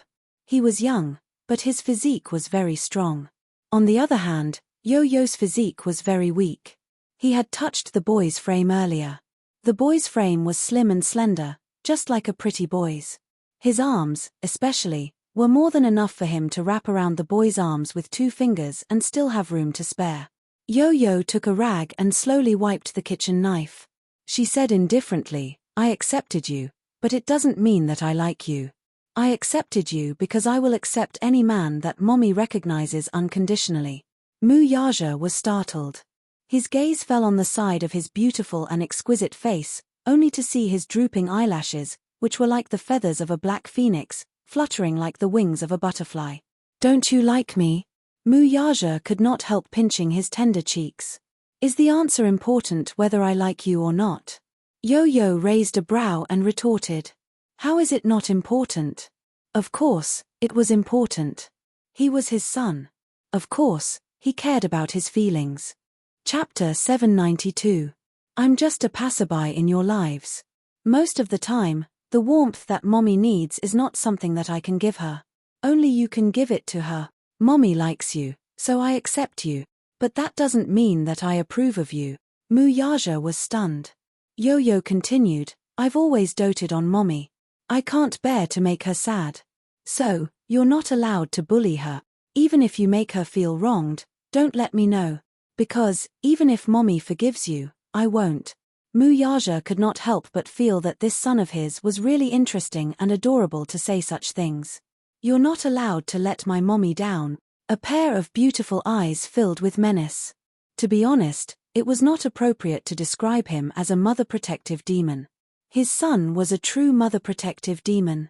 Yo-Yo continued, "Since you've provoked my mommy, You'll have to provoke her forever. Don't make mommy sad. She's actually not as stubborn as she looks. She has a fragile heart that will break at the slightest touch. If you dare to make her sad, don't blame me for being ruthless." There was no doubt about it. If he dared to make his mommy sad, he would blow up the headquarters of Disheng Financial Group in the next second. This son of his was only gentle in front of his mommy, but he was really cold and rough to others. Mu Yaja suddenly caressed Yo-Yo's cheek. He lowered his head and planted a loving kiss between his brows. Yo-Yo was stunned. His eyes widened as he stared at him in disbelief. The next second, his tender cheeks flushed with shyness. Yo-Yo curled his lips, but the next moment, his face fell. He awkwardly reached out his hand and rubbed the spot where Mu Yaja had kissed with disdain. Although his face was full of disdain, his heart was beating wildly. He was nervous and shy. Yo-Yo looked up and glared at him shyly. His pink lips were tightly pursed, but his eyes could not hide his yearning for intimacy with him. What a proud boy. How could his darling's personality be so awkward? Sometimes, she was quite cute. He reached out and ruffled Yo-Yo's hair as he said, "Thank you. Thank you for having such a well-behaved son who had protected her from the beginning to the end for 7 years. For what? Thank you for always protecting mommy. This is what I should do. There's no need to thank me." Yo-Yo scoffed. "Oh yeah, what do you like to eat? I'll cook it for you." "You're willing to cook for me?" Yo-Yo blushed and said coldly, "Why? Can't I? I like everything you cook," Mu Yaja said honestly. In fact, he was extremely picky. However, as long as it was something his son made for him, he would like it. Yo-Yo pursed her lips and pondered for a moment. "All right, I'll make sweet and sour pork for you." "Okay." Mu Yaja turned around and bumped into Yun Shusha and Xiao Chen, who were eavesdropping on their conversation at the door. The father and son's lips twitched. Yun Shusha said coquettishly, "Yo-Yo, how dare you give your daddy special treatment behind my and Xiao Chen's back?" Yo-Yo immediately felt wronged. "Mommy, no, I didn't give him, that's great. Daddy can give us special treatment. We all have special treatment," Xiao Chen said enviously. Chapter 793. Yo-Yo made sweet and sour pork for daddy, but what did he make for mommy? Yun Shusha teased him. Yo-Yo replied cutely, "Yo-Yo made mommy's favorite food. Sweet and sour pork is also mommy's favorite. Yo-Yo only has mommy in his heart. All right. I won't tease you anymore." Yun Shusha did not know whether to laugh or cry. Her precious son was so adorable. Looking at Yun Shusha's charming smile, Yun Tianyo's heart was filled with contentment. He knew clearly that his mommy was teasing him on purpose. That was because his mommy loved his innocence the most. He unreservedly displayed the side of him that his mommy loved the most. Even if he did not hesitate to act cute. The dim lights on the quiet street made it seem even more deserted. The night gradually turned chilly, and the evening wind blew a chill. Yang Bingqing could not help shrinking her body and quickening her pace. Returning home late from the studio, Yang Bingqing looked dejected as she paced back and forth on the street corner. In the past, when she was alone on the streets, she wished she could be fully armed, wearing sunglasses and a hat, for fear that the paparazzi would tail her and take photos. Now, however, no matter how gorgeously dressed she was, the paparazzi would no longer tail her. Huan Yu's ban was thorough. In the first few days, her scandals were all over the internet. Her unbearable past was exposed to the public. Adultery, abortion, drug addiction, corrupt private life, and being a kept woman, these unsightly scandals were displayed one by one in front of everyone. Her reputation took a nosedive. This was the entertainment industry. When you were promoted, you were a high and mighty queen with limitless glory. When you were stepped on, you became a drowning dog that everyone despised. Everyone stepped on you, and each step was more heartless than the last. In the past, when she appeared in the headlines, her makeup was exquisite and her beauty was stunning.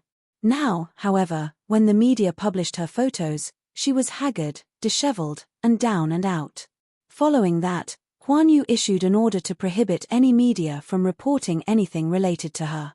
As long as there were rumors about her on the internet, they would be quickly deleted. News about her vanished without a trace on the vast internet, and there was no longer any exposure for her.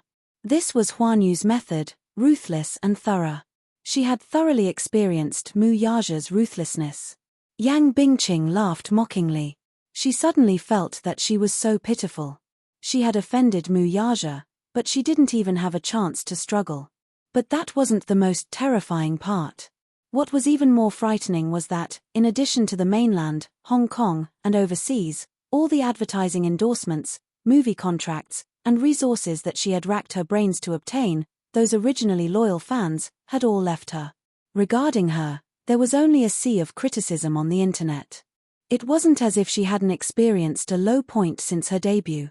But for so many years, she had exhausted all means to achieve fame and fortune. She was almost unscrupulous. It wasn't easy for her to be crowned as Huan Yu's big sister. Flowers, applause, fame, money, everything she had was now gone. What she faced was only indifference, suspicion, and slander.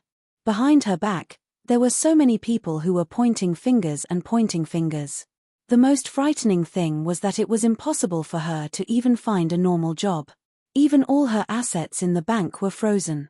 Overnight, her hundreds of millions of assets evaporated, leaving her with nothing. Chapter 794. Suddenly, she heard the sound of a car's horn behind her. She turned around and saw a black car following closely behind her. She suddenly had an ominous premonition and quickened her pace. The headlights suddenly turned on, illuminating the road in front of her. Yang Bingqing was stunned, and the shadow under her feet elongated. She turned around in a panic, but because the lights were too bright, she couldn't see who it was. The car slowly approached her. Yang Bingqing was so nervous that she sucked in a breath of cold air, turned around, and ran forward quickly. The car suddenly sped up, and with the sound of the engine, it brushed past her.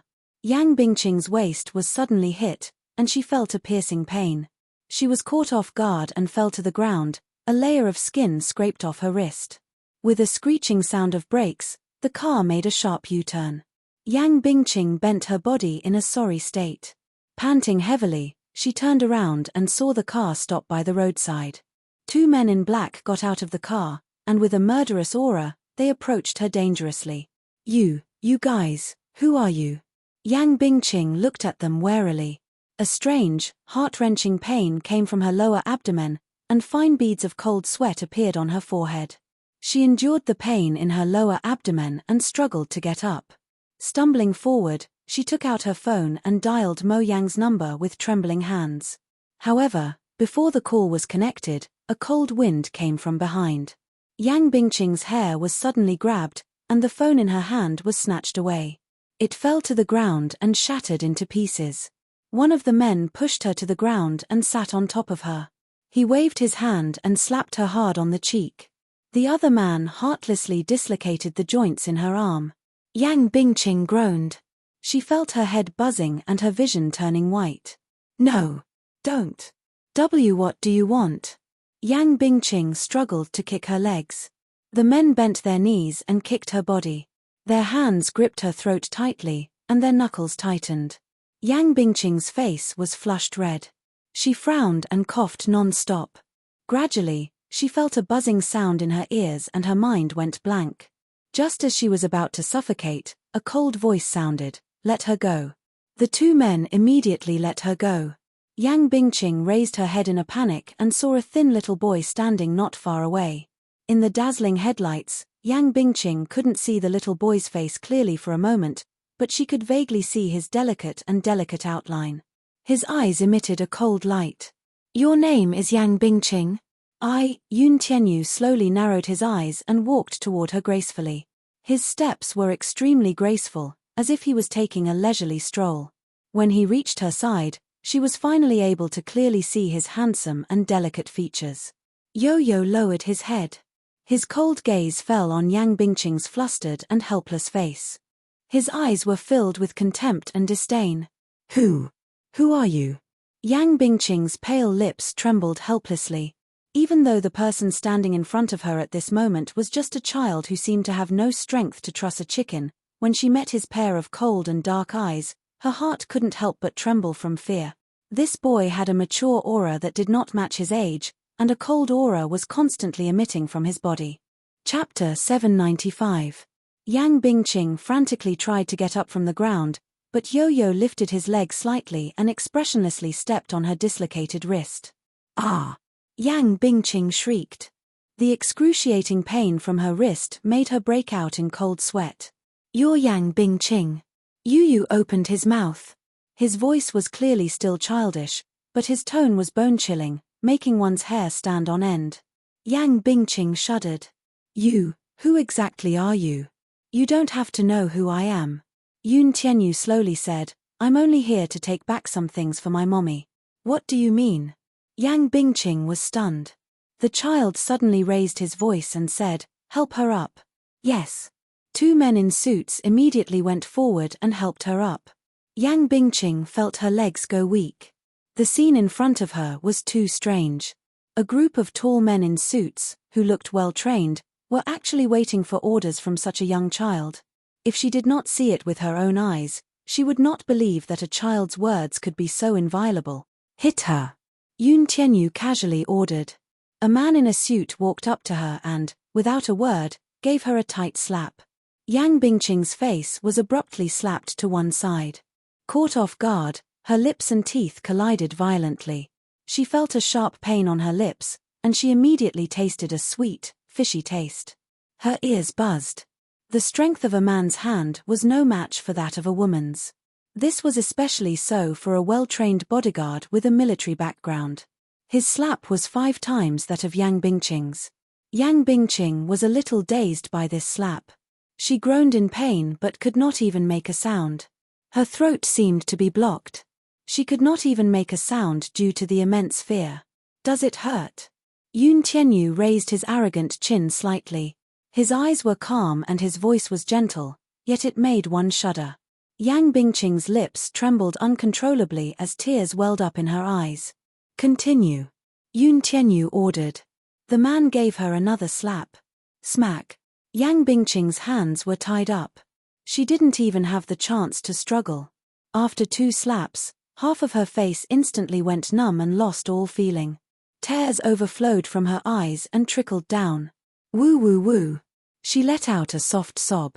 All the grievances she had suffered these past few days turned into tears, wetting her face. Continue. Smack. The slaps's soul-trembling force.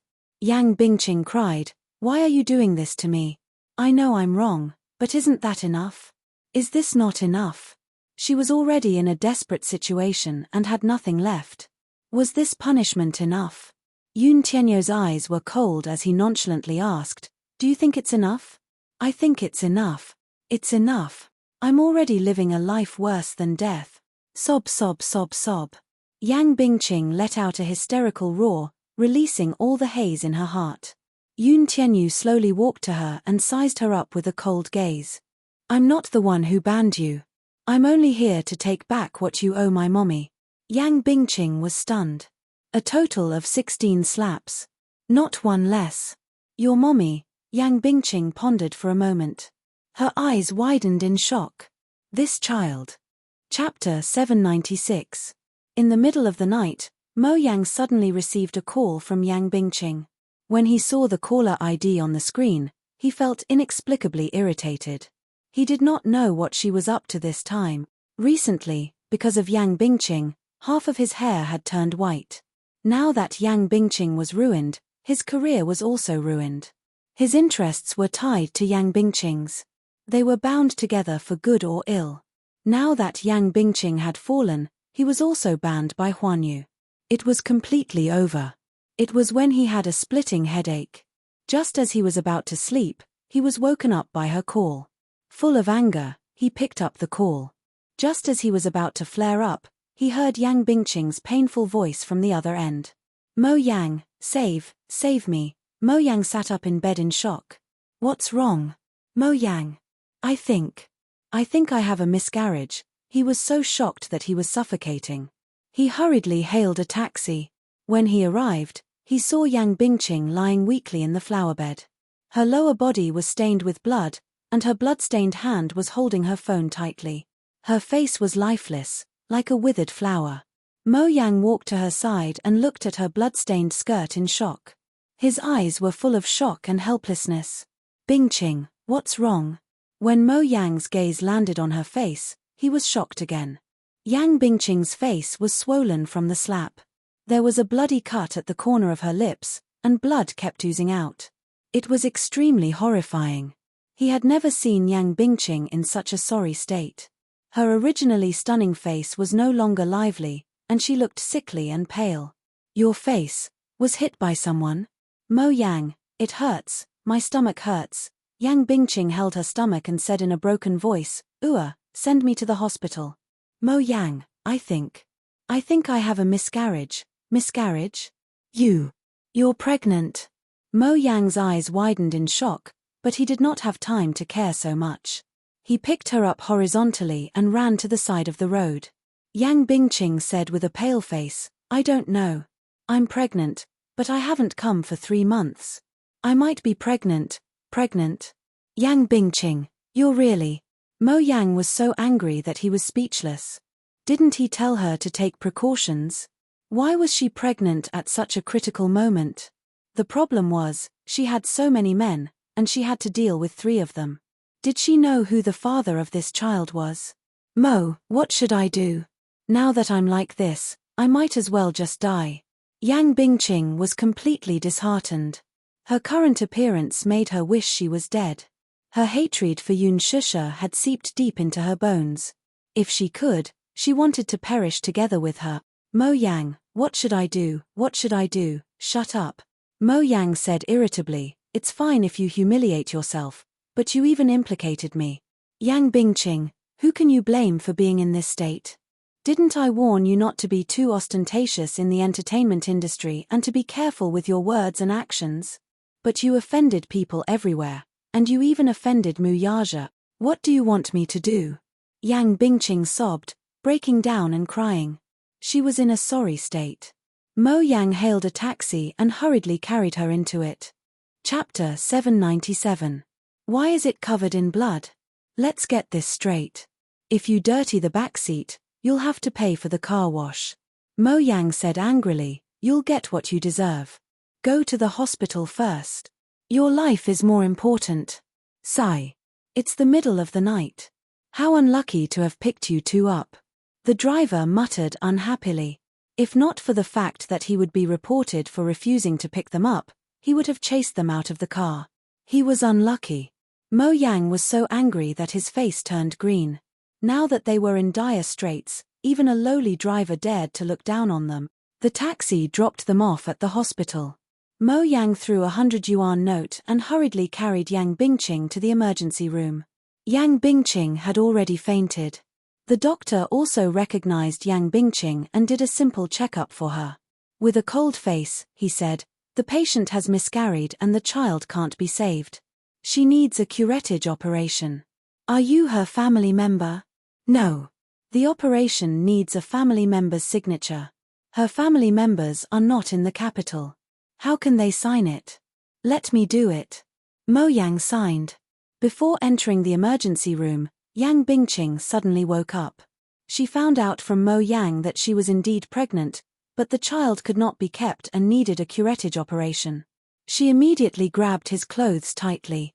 Mo Yang was stunned and asked unhappily, what's wrong now, my dear lady? Call Yang Shouqing and tell him that I'm pregnant with his child. Yang Bingqing said word by word. Mo Yang was shocked. His mind turned 1,000 times, but he quickly understood the meaning of her words and immediately called Yang Shouqing. Yang Shouqing was negotiating a business deal at a private club when he received Mo Yang's call. He was shocked to learn that Yang Bingqing was pregnant and had an accidental miscarriage.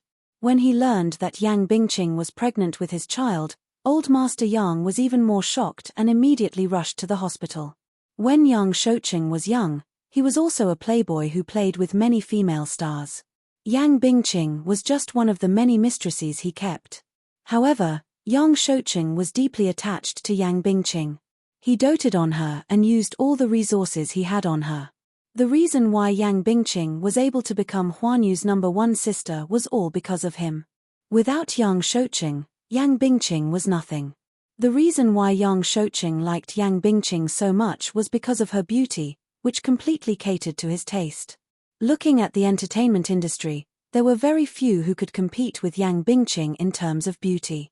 Not long after Yang Bingqing debuted, he had been her sugar daddy. In the end, he actually developed feelings for Yang Bingqing. Hence, Yang Shouqing did not hesitate to throw a lot of resources on her to make her famous. Now, when he learned that Yang Bingqing was pregnant with his child, Yang Shouqing was happy. He had no children in his life, only 2 daughters. After his first wife passed away, he did not remarry. When he learned that Yang Bingqing was pregnant with his child and had an accidental miscarriage, he lost his mind and rushed to the hospital immediately. Yang Bingqing had just finished a curettage operation and was pushed into the ward when Yang Shouqing rushed over. He learned from the doctor that Yang Bingqing was pregnant with a boy. Unfortunately, she could not save the child and had a miscarriage. Yang Shouqing was even more devastated. When Yang Bingqing woke up, she saw Yang Shouqing guarding her bed. Seeing that she was awake, he looked anxious. "Bingqing, are you feeling better?" "Brother Cheng, I'm sorry. I couldn't save your child." Yang Bingqing burst into tears. Chapter 798. Yang Shouqing felt as if a knife was being twisted in his heart. "You just had an operation. Don't be so agitated. Don't cry." Seeing the pain and helplessness on his face, Yang Bingqing was even more certain that Yang Shouqing was the only person she could cling onto at this moment. Therefore, she immediately put on a pained expression and cried, "Brother Cheng, I didn't know I was pregnant. If I knew I was pregnant with your child, I would have been very, very careful. But, what should I do? The baby has been miscarried. Brother Cheng, our child is gone." Sob, sob, sob. If it hadn't been miscarried, I would have thought of quitting the entertainment industry, giving birth to the child, and raising it well. I heard from the doctor that the child has already taken shape. It's a boy. Yang Bingqing was weeping so hard that her beautiful and haggard face was extremely pale. However, what she said tugged at his heartstrings. How could Yang Shouqing bear to see her in such a miserable state? He couldn't help but hug her and hold her in his arms. His rough hands kept stroking her back gently. When he heard that she was willing to give birth to the child, raise it, and even quit the entertainment industry for his sake, Yang Shouqing's heart was even more touched. He felt even more heartache for her. Mo Yang, who was standing by the side, was expressionless. However, he snorted in his heart. Sometimes, people were really strange things. Especially this Yang Bingqing. When she was filming, she was expressionless and had no acting skills to speak of. However, at this moment, she was acting quite well. She even said that she would quit the entertainment industry for the sake of giving birth to her child with Yang Shouqing. Was that possible? Yang Bingqing valued fame and fortune so much. If not for the fact that she was in dire straits now, she might have secretly aborted the child. Moreover, if she said that the child was Yang Shouqing's, was it really Yang Shouqing's? Only Yang Shouqing, who doted on and trusted Yang Bingqing unconditionally, would believe her. The reason why Yang Bingqing said these words now was nothing more than to cater to Yang Shouqing's fancy and place all her last hopes on him. However, only Yang Bingqing could do such a thing and play such a trick. Yang Shouqing really fell for it. He asked with concern, "I've been in Hong Kong for the past few days and only returned to the mainland a few days ago. I heard that you offended the higher-ups of Huanyu and were banned. I couldn't find you. What happened? Brother Cheng, I feel so bitter in my heart." Yang Bingqing broke down and cried. When Yang Shouqing saw her crying miserably, he hurriedly asked a few questions. Only then did Yang Bingqing tell him the truth. She told him the whole story from beginning to end. It was said that when she was filming, there was a scene where she wasn't in the right state of mind and couldn't get into character. That scene was reshot a few times and she slapped a newbie actor more than 10 times. There were a few times when she didn't control her strength and slapped too hard. In the end, she did not expect that the newbie was backed by the Crown Prince of Dishing, Mu Yaja. After offending Mu Yaja, he was blacklisted. But it's fine if he blacklisted me. I'm already so down and out, but this Yun Shusha won't let me off at all. She actually, Actually ask someone to come to my door and slap me back 16 times. Chapter 799. When Yang Shoucheng heard this, he felt as if a knife had been twisted in his heart. His hands trembled as he pulled her into his embrace. Bingqing, it's been hard on you. Mo Yang glanced at her expressionlessly from the corner of his eyes. Her acting skills were top-notch. In fact, Yo-Yo was very clear about her debts of gratitude and grudges in this matter. She left after giving 16 slaps, not one more, not one less.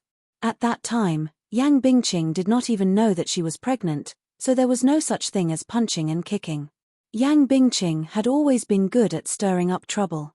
On this point, Mo Yang was very impressed. Brother Cheng, what should I do? Now that I'm in this state because of that woman, is my life completely ruined? Yang Bingqing cried as she said, that woman is really ruthless. Even if I've done something wrong, she doesn't have to be so ruthless, right? To ban me to this state, what kind of mistake have I made? I've already sincerely apologized, but she forced me to this point. Not to mention the entertainment industry, I can't even survive in the mainland. My life is over, it's over. This Mu Yaja is too ruthless. Yang Shoucheng nodded, his face sullen. However, this was the tricky part. In the huge capital, Yang Shoucheng was not afraid of anything, but he did not dare to offend the Mu and Jiyu families. One was Mu Yaja, and the other was Jiyu Jinglian. Both of them were ruthless characters. They were young, but frivolous, young, but ruthless. Each of them was more ruthless than the other. Especially Mu Yaja, who was even more ruthless than Jiyu Jinglian. At least in the mainland market, Yang Shoucheng had no right to speak in front of Mu Yaja. If not for Mu Yaja, this matter would have been easily settled if he had stepped in. In the capital, especially in the entertainment industry, Mu Yaja had the final say in everything. Yang Bingqing offended him and was undoubtedly seeking his own death. Seeing the complicated expression on Yang Shoucheng's face, Yang Bingqing felt even more uneasy. She probed, Big Brother Cheng, what should I do? In my current state, no one is willing to offend Mu Yaja for me. What kind of character was he? I used to think that he was a powerful figure, but I never thought that he could manipulate the entertainment industry with just a few words. Who exactly is he? Yang Bingqing had rarely heard about Mu Yaja in the industry.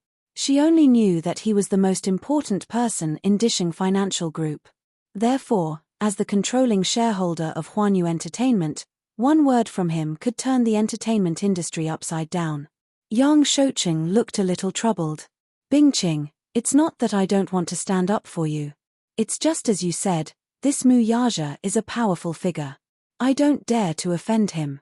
Hearing what he said, Yang Bingqing's heart thumped. Then, her face turned ashen and she fell into endless despair. If even Yang Shoucheng did not dare to offend him, he must be really powerful. Big Brother Cheng, if even you say that, I'm really done for. Chapter 800. Brother Yang, all my overseas movie contracts have been cancelled, Yang Bingqing said sadly. Yang Shoucheng was slightly surprised. What happened? This matter has spread overseas. I heard that several international brands have good relations with Huanyu. The few movies that I signed contracts with before were all resources that Huanyu had fought for. Although they were only supporting roles, they could be plated with a layer of gold in Hollywood and solidify my position. But after this incident, those movie contracts have been cancelled. Is that so? Yang Shoucheng muttered to himself for a while and said slowly, those are Huanyu's resources. You've offended Huanyu, so those movies are cancelled. I still have some resources that I can fight for you. There's a movie that's going to start shooting in Hollywood next year. I'll help you contact people and arrange for it. Really? Yang Bingqing was wild with joy as if she had seen a ray of hope in a hopeless situation. When have I ever lied to you? Yang Shoucheng comforted her and patted the back of her hand. Now that things have come to this, whether you want to film or not is another matter. Right now, the most important thing is to recover your body. Yang Bingqing nodded heavily. Yang Shoucheng thought for a moment and said, how about this? I'll arrange for you to go to Hong Kong to lie low for a while and recover your body first. If there's anything else, wait until you're better. Okay, Brother Yang, I'll listen to you. Yang Bingqing looked wronged as she nestled in his arms like a little bird. Yang Shouqing patted her back that was trembling because of her sobbing and suddenly asked curiously, "So, this matter is all because of that newcomer?" "Yeah. Who's that newcomer?" "She's quite famous," Yang Shouqing asked. Yang Bingqing's face immediately raised with a sinister expression. She gritted her teeth and said, "That woman's name is Yun Shusha. I feel like she has quite a background." Yun Shusha. Yang Shouqing came to a sudden realization. Who exactly was this woman? His old face suddenly twitched. He looked down at his 3 severed fingers and recalled Jiu Xingza's cold words, "I'm warning you, don't even think about touching Yun Shusha." Yun Shusha, that woman. The woman who caused him to lose 3 of his fingers. This Yun Shusha had quite the background. However, women in the entertainment industry would only gain power for a short while. Wait until she falls, see how he's going to kill her. Yang Shouqing thought angrily and said to Yang Bingqing, "Enough. I know. Don't worry. I won't let this woman off so easily. I'll definitely get justice for you." When Yang Bingqing heard this, she was overjoyed and cried out in surprise. "Brother Cheng, you really love me." "I love you." Yang Bingqing kissed his lips. Yang Shouqing hugged the back of her neck tightly and deepened the kiss. Mo Yang sensibly retreated and shook his head at the same time. When Yun Shusha returned to the set, she found that Yang Bingqing was missing. She was confused and really thought that Mu Yaja had kicked Yang Bingqing out of the production team. She also rushed to the set. When she saw her, she immediately leaned in front of her and scrutinized her face with her bright eyes. Yun Shusha was baffled by her actions and asked, "Why do you keep staring at me?" "It's fine, it's fine. The wound on your face has healed." Chapter 801. Yun Shusha was perplexed. "What did Qin Ju scold you about?" "It's my fault for not taking good care of you and letting you suffer in the production team," she blamed herself. "It's all in the past. Besides, why should I blame you? This matter has nothing to do with you." She was moved to tears. "Shusha, you're so nice. You're always so considerate of me." Yun Shusha patted her head. "All right. Aren't I all better now?" "Yes, yes." She quickly nodded and wiped away her tears. "That Yang Bingqing deserves to be blacklisted. She bullied you, she got what she deserved." "Blacklisted?" Yun Shusha was stunned. "Yes. Yang Bingqing has been blacklisted. The production team has removed her name from the cast." Her assistant looked at her strangely. "Hey, you don't know about this?" Yun Shusha shook her head blankly. "I don't know. She's been blacklisted?" "Yes." Huan Yu's higher-ups gave the order and created a lot of articles to slander her online. Not only did the production team kick her out, but they also terminated all her endorsements and movie contracts. Her reputation is so bad that it's even overseas. Anyway, she has no chance to make a comeback. Shusha, isn't this considered as a blessing in disguise? After she was removed from the production team, the director was so happy that he didn't give her any attitude these past few days. Yun Shusha frowned slightly. "I'm not in the country these past few days, so I don't know about this." Her assistant asked, "That's right. Where have you been these past few days?" "We lost contact for a few days, and Mr. Qin Ju kept talking about you." "Oh, I went on vacation to recuperate." Sigh. "What a pity. You missed the biggest show of the year. You didn't see how Yang Bingqing was torn apart those few nights. She's so pitiful. Even I pity her. Still, a pitiful person must have something hateful about her. She deserves it," her assistant said indignantly. "I still think that it's not thorough enough. You should let her apologize to you in public. Only then can you vent your anger." Hearing what she said, Yun Shusha suddenly realized that she seemed to have been tricked by Mu Yaja. Banning Yang Bingqing? Needless to say, this was definitely Mu Yaja's doing. He was the only one who could turn the entertainment industry upside down. Did he ban Yang Bingqing a long time ago? That day, she had been kept in the dark from the beginning to the end. She had even begged him to remove Yang Bingqing from the list. He even shamelessly offered such a condition. She actually fell for it. Damn it, how could this Mu Yaja be so black-bellied? Yun Shusha blushed. Then, Yang Bingqing has been removed from the cast. Who will play her role? She opened her mouth and was about to answer when a voice sounded behind her. Yun Shisha.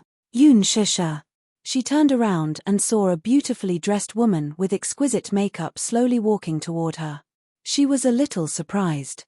While she was in a daze, the woman was already in front of her. With a smile, she extended her hand to her. Hello, I'm Lu Jingtian. You can call me Jingtian. Lu Jingtian? This face seems a little familiar. However, she really could not remember where she had seen it before. Yun Shisha shook her outstretched hand. Hello, I'm Jingtian. I've just joined the cast to play Lin Henna. I'll be in your care in the future. Lu Jingtian smiled sweetly with a friendly look in her eyes. She suddenly stood at the side, not daring to speak. Chapter 802. Hee hee. You're really interesting, Lu Jingtian chuckled, but then she suddenly blurted out something that made no sense. With that, she turned around and left. Yun Shisha was even more confused. What a weirdo.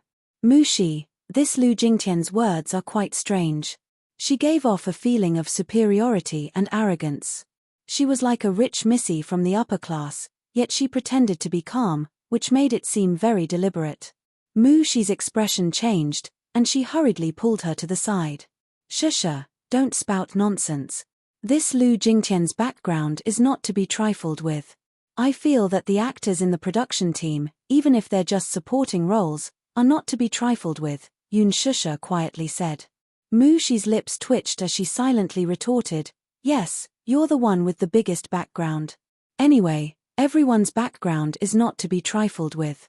Mushi continued, this Lu Jingtian's father is a senior executive of Huanyu and the biggest shareholder on the board of directors. So impressive. Yun Shisha furrowed her brows. I feel that she looks quite familiar, as if I've seen her somewhere before, but I can't recall where. How can that be? Although she's signed under Huanyu, she hasn't officially debuted yet. She has indeed acted in a few movies, but they're all supporting roles. Moreover, the movies haven't been released yet, Mushi said.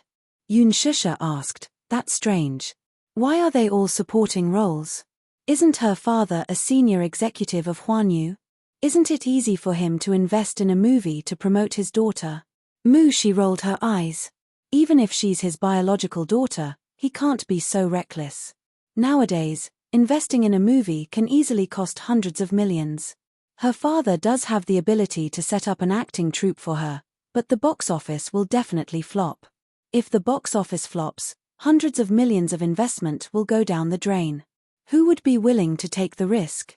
It's fine if the box office flops, but what if the movie's reputation flops as well? Can you hear the sound of money being thrown into the water?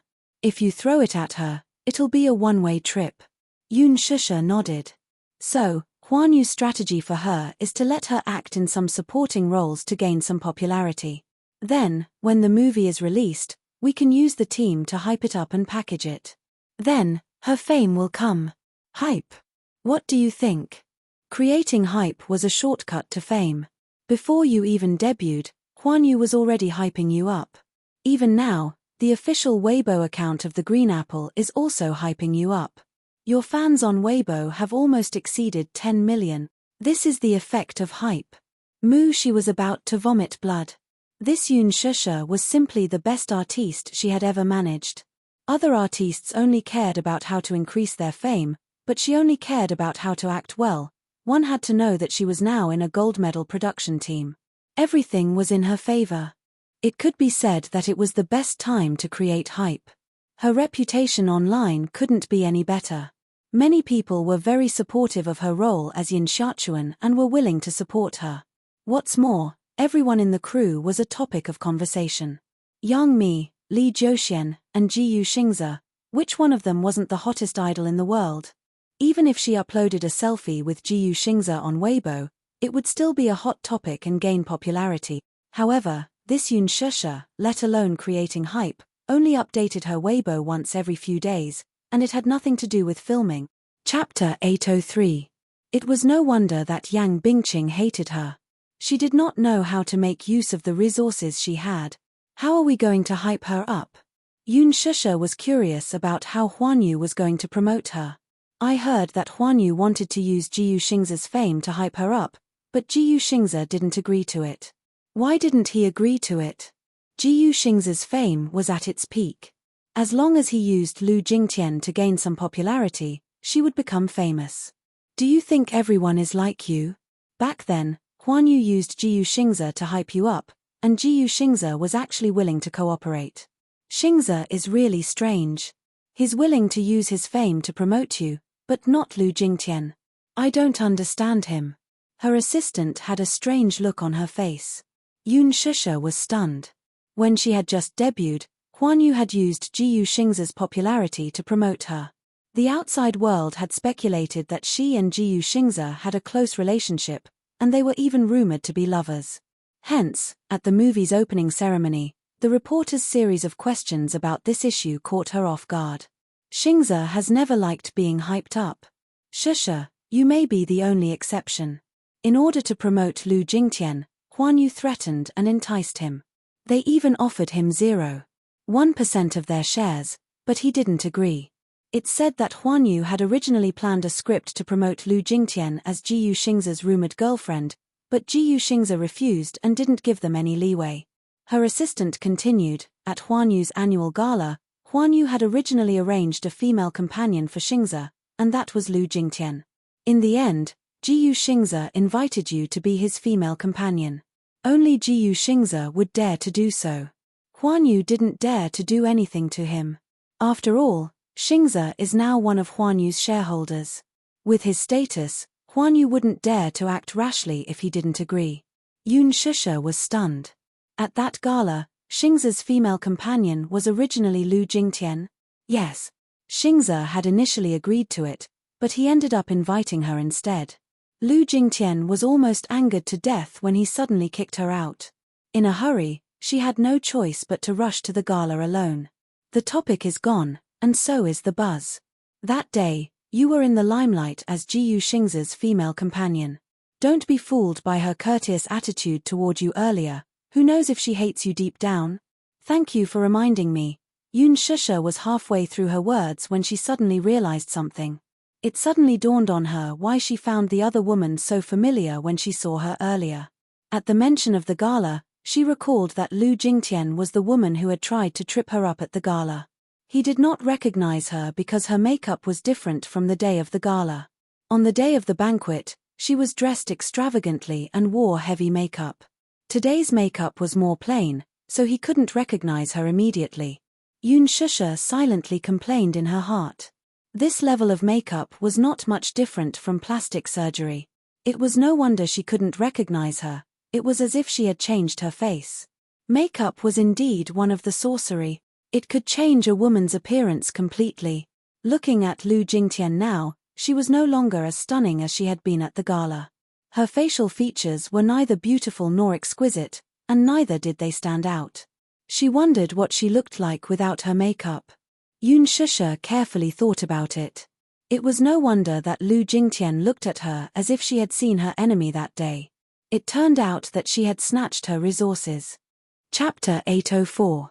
Thinking back on the smile that Lu Jingtian had given her earlier, she felt that it was really hypocritical. I haven't been in the industry for long, yet I've already made a lot of enemies.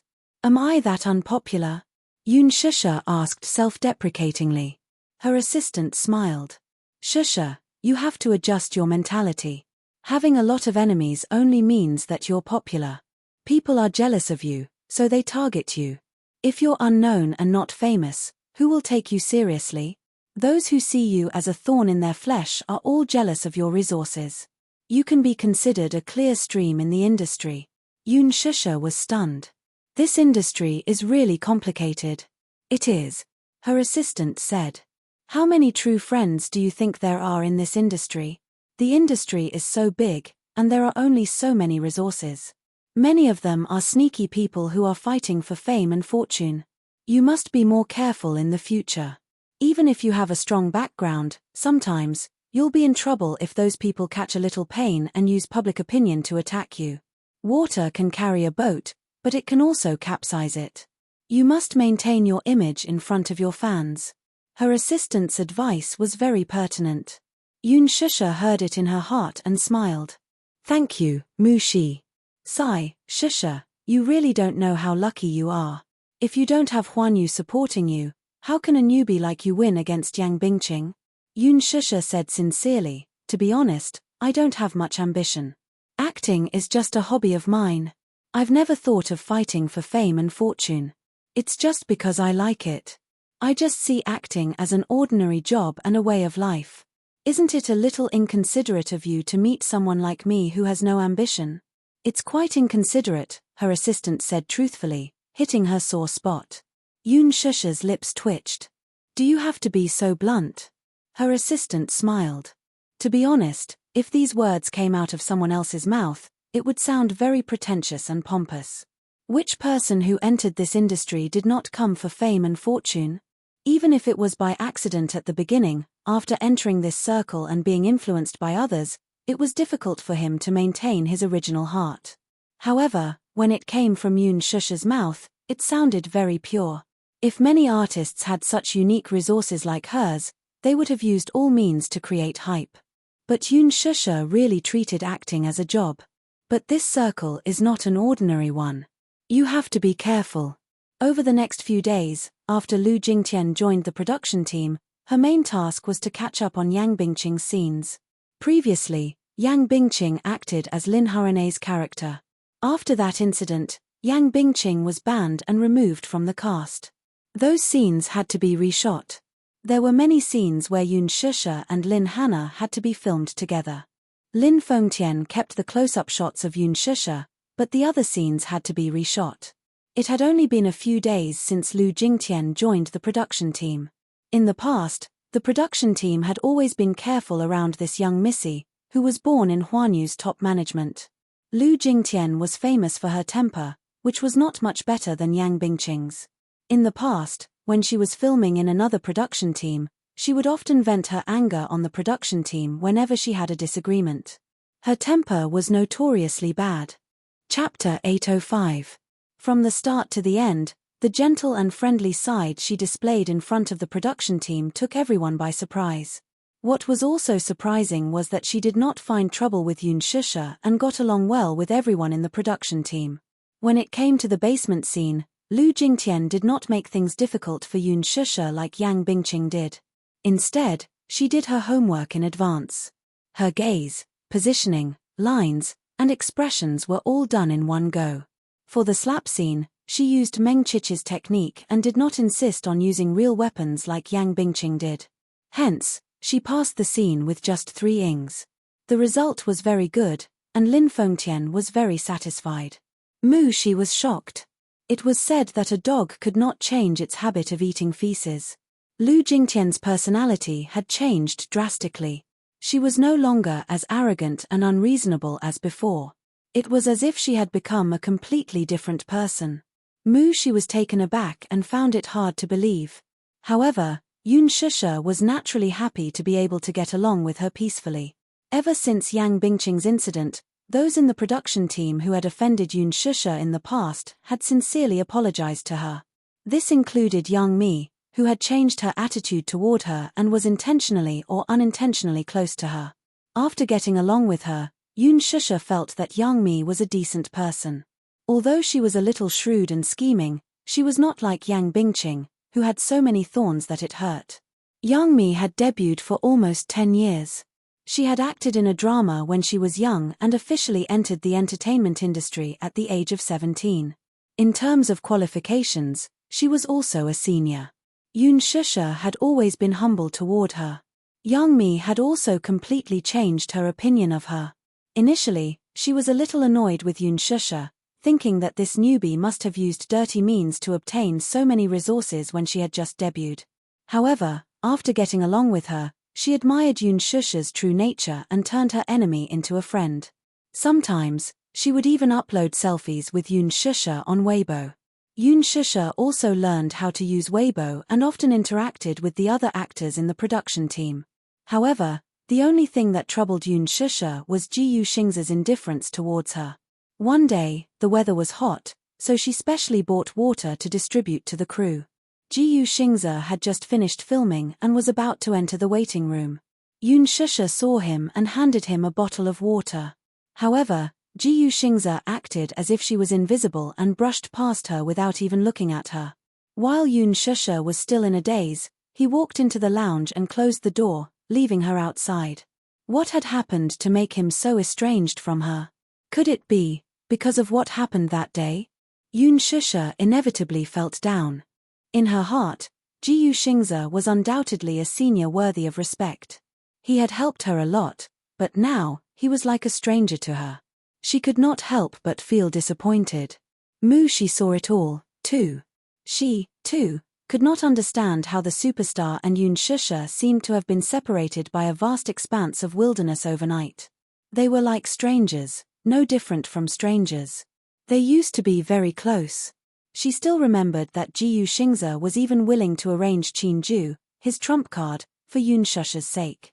Back then, Qinju became Yun Shusha's manager because Ji Yuxingze added fuel to the fire. Why was their relationship so strained now? What in the world had happened? She was worried, but she did not dare to ask. Chapter 806. Yun Shusha had a feeling that Ji Yuxingze was avoiding her on purpose. But she could not figure out what Ji Yuxingze was thinking. After all, they were on the same set and they would see each other often. His cold attitude towards her undoubtedly made her feel uneasy. It was probably because she was bothering him. Yun Shusha thought for a while and smiled mockingly. She had no choice but to turn around and leave. In the waiting room, Ji Yuxingze leaned against the door and listened to Yun Shusha's footsteps as she walked away slowly. A trace of pain and loneliness appeared on his originally cold face. He did not want to deliberately give her the cold shoulder. It was because he knew that if he did not control his feelings for her, once he lost control, it would be out of control. It was not that he was a coward and did not dare to fight for her, but that he might not even have the right to fight for her. The person in Yun Shusha's heart was not him, was it? Then, his love would only become a burden and hurt her. Maintaining distance and estrangement was the only way. This was the first time in his life that he had feelings for a woman, but it was probably going to end in vain. He slowly sat down on the sofa and let his body sink into it. He casually picked up a bottle of mineral water, opened it and took a few sips. Suddenly, he was upset and raised his hand to throw the bottle of mineral water at the makeup mirror. Crack, crack, crack. Cracks appeared on the huge mirror. The table was in a mess. When the assistant Ruo Bing walked in, the whole waiting room was in a mess. All the makeup tools were scattered on the floor and the mineral water bottle was lying on the table. Water kept dripping onto the floor. She was shocked and looked around. Soon, she saw a person huddled up in the corner. Ji Yuxingze was rubbing his hair and his face was buried in the shadows. His hair covered his forehead and his expression could not be seen clearly. However, he looked lifeless. Ruo Bing was shocked. She had never seen Ji Yuxingze show such a weak and helpless expression on his face. It was as if he was an orphan abandoned by the whole world.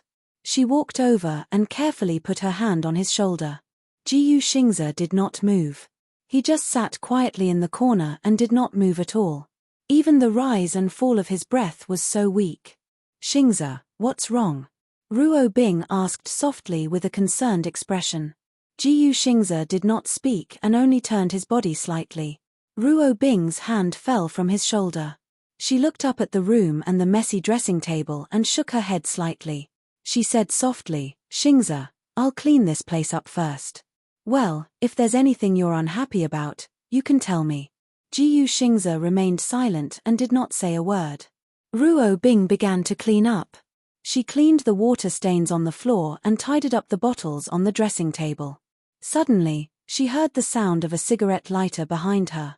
Her face froze for a moment. She turned around and saw that he had lit a cigarette.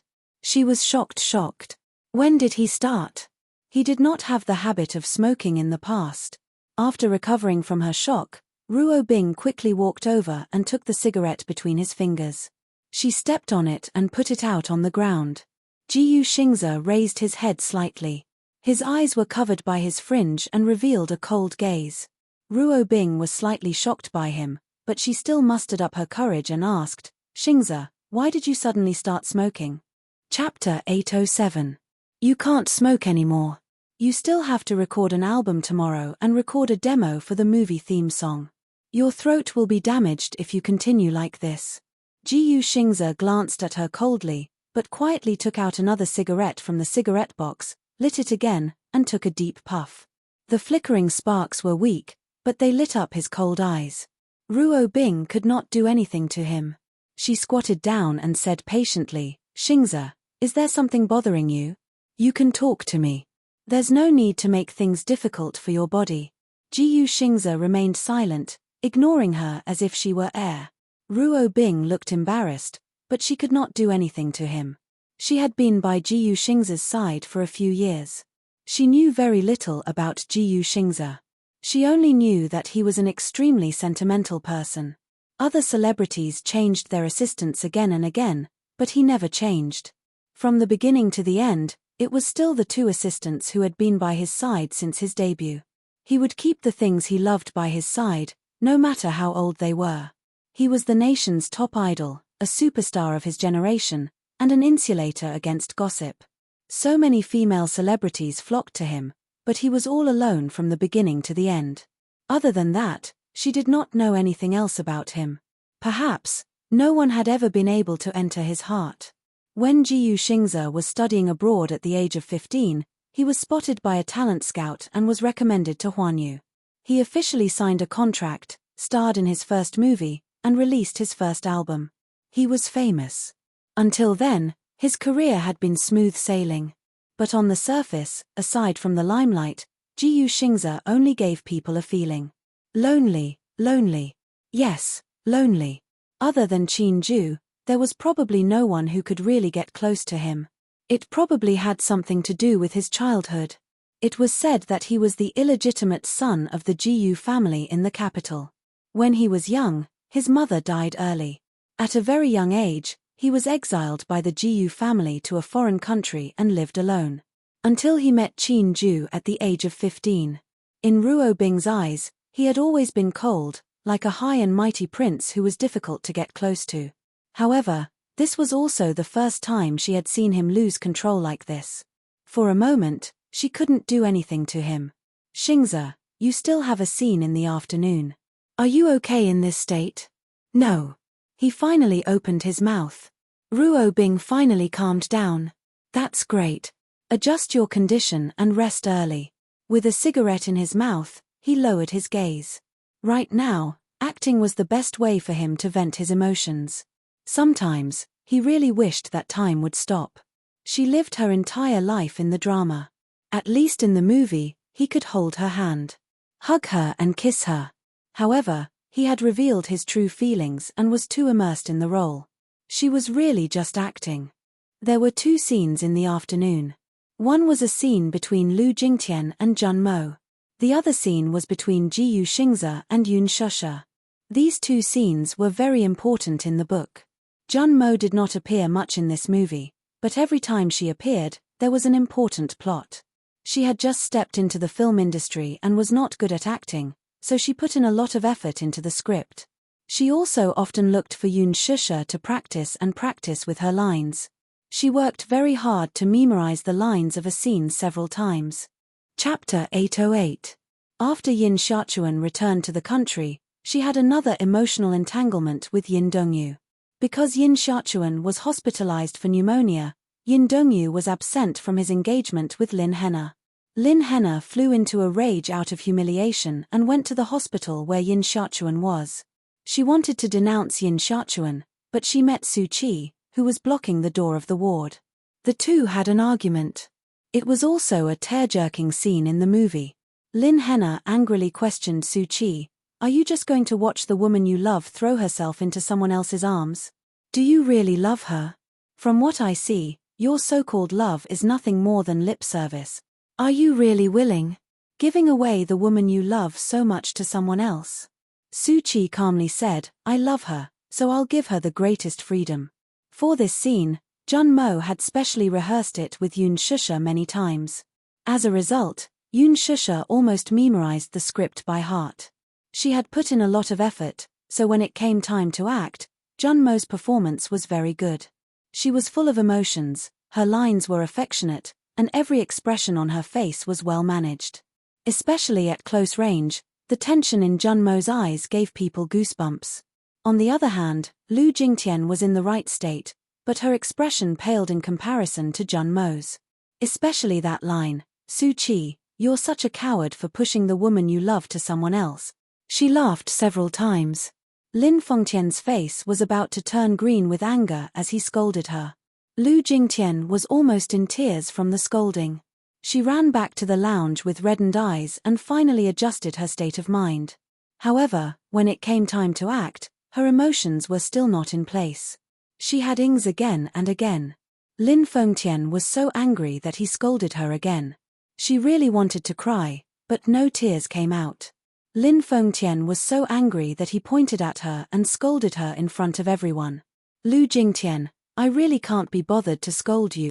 D***mn, what kind of bullsh**t are you acting? Do you think you're acting very well? Why don't you take a look at what you're acting as? Also, go back and look in the mirror and see what makeup you're wearing. It's so thick. Are you acting as a delinquent? Don't look at the script when you go back. Take a look at the self-cultivation of an actor. You want to be famous? Bah. Wishful thinking. It would be faster to go back and buy a pillow to dream. Do you think you can become famous just because you look better in Korea? Your acting skills are so bad. Do you believe that I'll cut you into a passerby?" Lin Fengtian was the infamous demon Scissorhands. When everyone present heard Lin Fengtian scolding Lu Jingtian, they wanted to laugh but did not dare to do so, so they could only hold it in. Especially Junmo, she was about to suffer internal injuries from holding it in. Fart. Yun Shusha, however, could not help bursting into laughter. She immediately held back her laughter and tugged at the corner of her shirt. "Stop laughing, Shusha." Sure enough, Lu Jingtian, who was already feeling aggrieved after being scolded by Lin Fengtian, shot Yun Shusha a sinister look. Lin Fengtian scolded her furiously when he saw her getting distracted. "Where are you looking at? You're not serious about acting and you're distracted even after being scolded." Lu Jingtian shuddered at the scolding. She wanted to cry, but she wanted to save face, so she forced herself not to cry. This Lin Fengtian was too ruthless in his insult. Her father was one of Huanyu's higher-ups. Wasn't he afraid that she would go back and complain? Chapter 809. Get this straight, you're an actress, not a missy, do you understand? I'm letting you in on account of your old man. That doesn't mean that I won't kick you out just because your old man is influential. If you don't act well, I'll still kick you out.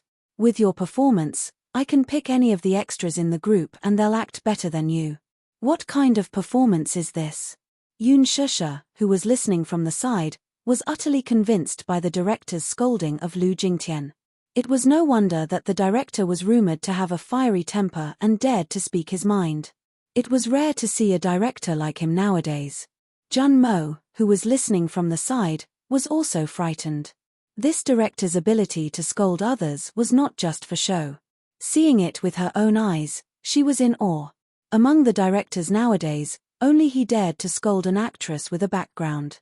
He announced an intermission, and the next scene would start at 7 p.m. It was a scene in the rain. The moment he left, Lu Jingtian covered her mouth and ran to the washroom. The moment she left, the extras burst into laughter. Yang Mi could not help covering her mouth and sniggering reservedly. Mu Shi, too, could not help laughing. Aya, this director is really beyond my expectations. His scolding made my liver tremble. I've never seen such a demonic side of him, either. That's you, I've seen it many times. He's restrained himself a lot now. In the past, when we were filming in his production team, we had to show 200% professionalism. Otherwise, we'd be asking for a scolding. Mu Shi laughed. Junmo said, "Shusha, it's your scene with Xingza next. Do you want me to help you rehearse? Don't laugh at others now. When it's your turn, the director will scold you if you don't perform well. That's right, don't be smug now. If you don't act well, the director will scold you, too. There's no such thing as special treatment in front of the director. If you don't act well, You'll be scolded like Lu Jingtian just now. Yun Shusha's face revealed fear. You're making me panic. Jun Mo, you'd better rehearse your lines with me. Jun Mo ruffled her hair. Okay, little fool. Mu Shi, who was watching from the side, could not help but sigh. Jun Mo, your boyfriend power is so strong, I'm almost turned gay by you.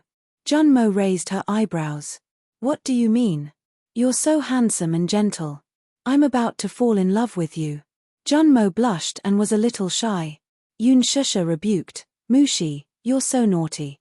You know that our Jun Mo gets shy easily, yet you still tease her like this. Ha ha. In the afternoon, an uninvited guest came to the set. Yun Shusha had just finished rehearsing with Jun Mo and went to buy a few boxes of water to distribute to the staff as usual. She had just returned to the set when she saw a familiar face. Song Enya. Yun Shusha was stunned. Why was she here? She saw Song Enya sitting beside Lu Jingtian, who seemed to have been crying for a long time.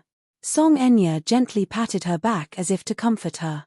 The two seemed to have a good relationship. Could it be that they were friends? Song Enya was here to visit the set. Indeed, birds of a feather flocked together. This saying made some sense. Seeing Yun Shusha looking at Song Enya, Jun Mo looked over and recognized the latter at a glance. She was a little surprised to see Song Enya's gaze on Yun Shusha. Shusha, you know Song Enya?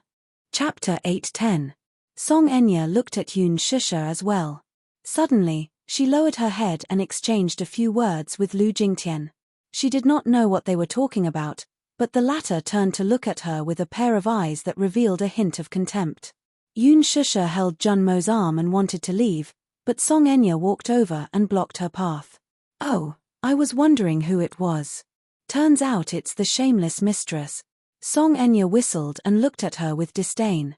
Lu Jingtian did not step forward, perhaps due to the fact that they were on set. With Yang Bingqing as an example, she did not dare to find trouble with Yun Shusha on set. Song Enya, on the other hand, did not need to be wary of anything. Yun Shusha glanced at her expressionlessly. She could not be bothered to talk nonsense with her and walked around her to leave. Song Enya took a step forward and blocked her path, not letting her go. What's wrong? Are you hiding from me? Are you feeling guilty? A tree needs its bark, and a man needs his face. Since you dared to be a third party, don't feel guilty. Do you still want your face after doing such a despicable thing? Song Enya's words were extremely provocative. It was clear that she wanted to settle old scores with Yun Shusha. Song Enya's voice was so loud and high-pitched that almost everyone on set could hear what she was saying. However, in the huge set, almost no one except Yang Mi knew her. As the mayor's daughter and a socialite in the upper-class society, Yang Mi naturally knew who she was. It was just that celebrities like Li Zhoxian, who had just debuted, naturally did not know who the mayor's daughter was. However, when they heard the words mistress and despicable businesses coming out of Song Enya's mouth, they could not help exchanging glances with each other. Mistress? Yun Shusha is a third party. Yang Mi frowned slightly. She did not know what was going on, but she knew that Song Enya was clearly looking for trouble with Yun Shusha. It can't be, right? Who's this woman? I don't know her, but she's so pretty. She's even prettier than Lu Jingtian. She doesn't look like a celebrity. Look at her noble aura and arrogant attitude. She looks like a rich missy. Yes. She's more elegant and beautiful than Lu Jingtian's. What does she mean by Yun Shusha being a mistress? Is Yun Shusha's a third party? How's that possible? I don't believe it. How can Shusha be a third party? Everyone could not help but whisper behind the scenes. Jun Mo, who was listening from the side, frowned. Just as she was about to step in, Yun Shusha reached out to stop her. She then met Song Enya's provocative gaze, but her face remained calm and collected. Miss Song, you're sick, and you're seriously sick. US knots. She's eyes. Song Enya's eyes turned sharp. How dare you say that I'm crazy? What right do you have to talk to me like that? Oh, my. You see, your princess syndrome is quite serious. It's terminal. Yun Shusha's lips curled into a mocking smile, neither servile nor overbearing. Yun Shusha, I didn't expect you to be so shameless. You seduced a married man and even broke into someone else's family. You're still not repenting. Chapter 8:11. She had a child out of wedlock. As soon as Song Enya finished speaking, there was an uproar on set. Everyone looked at Song Enya, then at Yoon Shusha, and found it hard to believe. Yoon Shusha had an illegitimate child. She was a third party. Such explosive news. It must be fake, right? Yoon Shusha did not seem to be such an evil woman. However, this woman did not seem to be spouting nonsense either. Her words were clear and logical, and it did not seem like she was spouting nonsense. Could it be that Yoon Shusha really had some unspeakable gossip? It was not impossible. As a newcomer, she was blessed with unique resources and was so popular. Before the movie was even released, her limelight had already overshadowed Ji Xingza's Heavenly King halo. It was indeed unbelievable. Could it be that, like what this woman said, she had stepped into a rich family and hooked up with a mysterious sugar daddy? After being in the entertainment industry for a long time, one would understand that there was no such thing as a groundless rumor. For a moment, everyone was talking about it, and countless suspicious gazes fell on Yoon Shusha. Yoon Shusha's face was calm as she looked at her calmly. Jun Mo, however, could not stand it anymore and said angrily, Song Enya, you're not allowed to slander others like this. You said that Shusha is a third party and that she had a child out of wedlock. Do you have any evidence? Song Enya looked at her with disdain. What are you shouting for? Am I talking to you? An actress dares to put on airs in front of me. I don't know where she got the capital. Get lost. Jun Mo's handsome face was sullen. She took a step forward and was about to speak when Yoon Shusha stopped her. She did not want Jun Mo to get involved in this mess for her. Hence, she raised her head and said to her, Jun Mo, thank you for defending me, but this is a private matter between me and her. It's better that you don't interfere. Jun Mo looked at her with heartache and said unhappily, I can't stand it. Shusha, what right does she have to slander you like this? There's no evidence. She's spreading rumors. She's too much. I'm spreading rumors. There's no evidence. Song Enya sneered and mocked, Yoon Shusha, you're really good at acting. Look at how many people your innocent face has deceived. There are really people who think you're innocent and want to stand up for you. But what about the truth? Do you dare to say it? My words have no basis. I'm spreading rumors. I'm slandering you without any evidence. Hee hee. Not only are you good at acting, but you're also good at acting. Keep pretending. Do you also pretend to be a white lotus in front of Brother Mu to deceive him? Yoon Shusha, on the other hand, remained calm. However, there was a look of pity in her eyes as she looked at Song Enya as if the latter was a pitiful worm. Song Enya was hurt by her stare and bellowed, what kind of look is that? Yoon Shusha raised her eyebrows. I just feel that you're really pitiful. Song Enya was speechless for a moment, not understanding the meaning behind her words. What do you mean? Yoon Shusha took a step forward and whispered in her ear slowly, even if you're angry out of humiliation, you can't change the fact that Mu Yaja is my man. The one who has no right to fight with him is you, understand? Song Enya was stunned. She then raised her hand high to slap her. *TCH, you're shameless. Jun Mo immediately reached out and shielded Yoon Shusha behind her. The slap that was aimed at her face did not land. Song Enya was enraged. She turned around to look, only to see Ji Xingza standing behind her and gripping her wrist tightly. A pair of handsome eyes filled with chilliness, but incomparably indifferently fell on her body. Chapter 8:12. Ji Xingza. What was the meaning of this? Why was he stopping her? Ji Xingza, what are you doing? Are you done fooling around? Ji Xingza pursed his lips impatiently, his handsome face cold. This is a film set, it's not a place for you to fool around. His grip on her wrist was so tight that it seemed as if he was going to break it. The part of her wrist that was tightly gripped by him suddenly lost its color and turned pale. No matter how hard she tried to break free, it was to no avail. She struggled for a while but still could not break free. She could not help but fly into a rage out of humiliation. Ji Xingza, let go of me. Ji Xingza immediately let go of her. Caught off guard, she fell to the ground in a sorry state. She was wearing 7 centimeter high heels today, so when she fell to the ground, she felt a sharp pain in her ankle. It seemed that she had sprained it. Feeling wronged and resentful, she raised her head to look at Jiyu Xingze in displeasure. Jiyu Xingze lowered his head and looked at her coldly. His expression was frosty, and his eyes were piercingly cold. She was so shocked by his glare that she could not speak for a moment. Lu Jingtian turned pale with fright when she saw this. She immediately went forward to help her up. Jiyu Xingze, why are you helping her, too? She was so angry that she even forgot to maintain her composure. Jiyu Xingze expressionlessly said, Song Enya, I don't have the patience.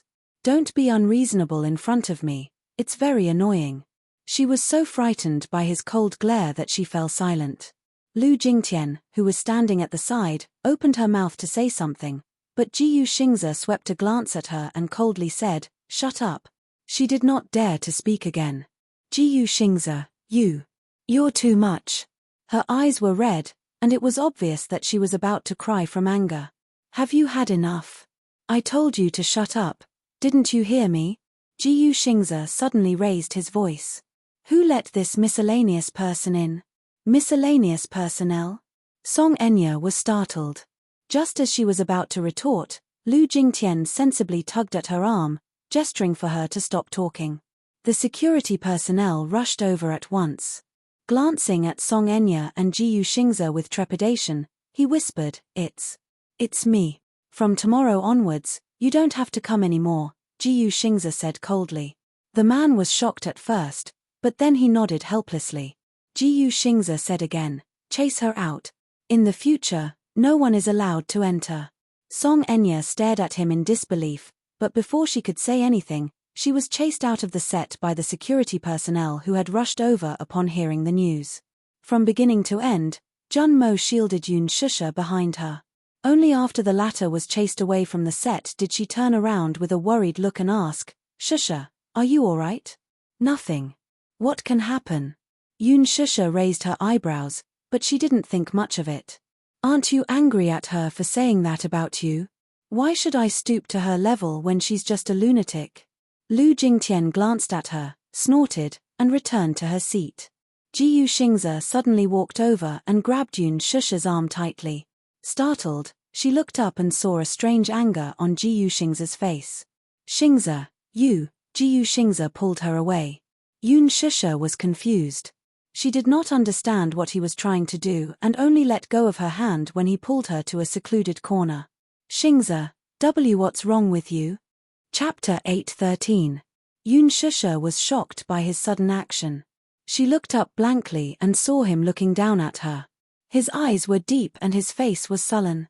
Xingze, just now, she said that you were a third party and that you had a child out of wedlock. Jiyu Xingze opened his thin lips slightly and said coldly, How do you feel after hearing such humiliation? Yun Shusha was stunned by his question and did not speak for a long time. Why? You're not talking? Is this your choice? Jiyu Xingze glared at her angrily. Yun Shusha, is this your choice? Do you like to humiliate yourself so much? What do you mean? What can he give you? Glory and wealth? A glorious title or endless fame and fortune? And then, these slander, humiliation, abuse, and contempt. Are all these what you want? Yun Shusha was stunned. Even though his face was cold and his tone was cold, she still caught a flash of pity in his eyes. He was feeling sorry for her. Yun Shusha was a little speechless. Jiyu Xingze continued, Glory and wealth, fame and fortune, I can give you what he gave you. But, if I were your man, I would never let anyone slander you, humiliate you, or abuse you. Yun Shusha was tongue-tied. Jiyu Xingze's tone suddenly became gentler. His handsome face moved closer to her and the anger in his eyes was replaced by tenderness and vulnerability. He looked at her with heartache and wanted to hug the woman in front of him tightly. But he couldn't. Jiyu Xingze closed his eyes and said in a hoarse voice, Shusha, if you met me before him, would you choose me? If she met him before Muyaja, would she choose him? Yun Shusha was stumped by this question. Xingze, I've always treated you as an outstanding senior. Jiyu Xingze interrupted, Can you not be a senior? Yoon Shusha was stunned. Yoon Shusha, in your eyes, am I really just a senior? Ji Yuxingze slowly opened his eyes. His voice and eyes regained their calmness.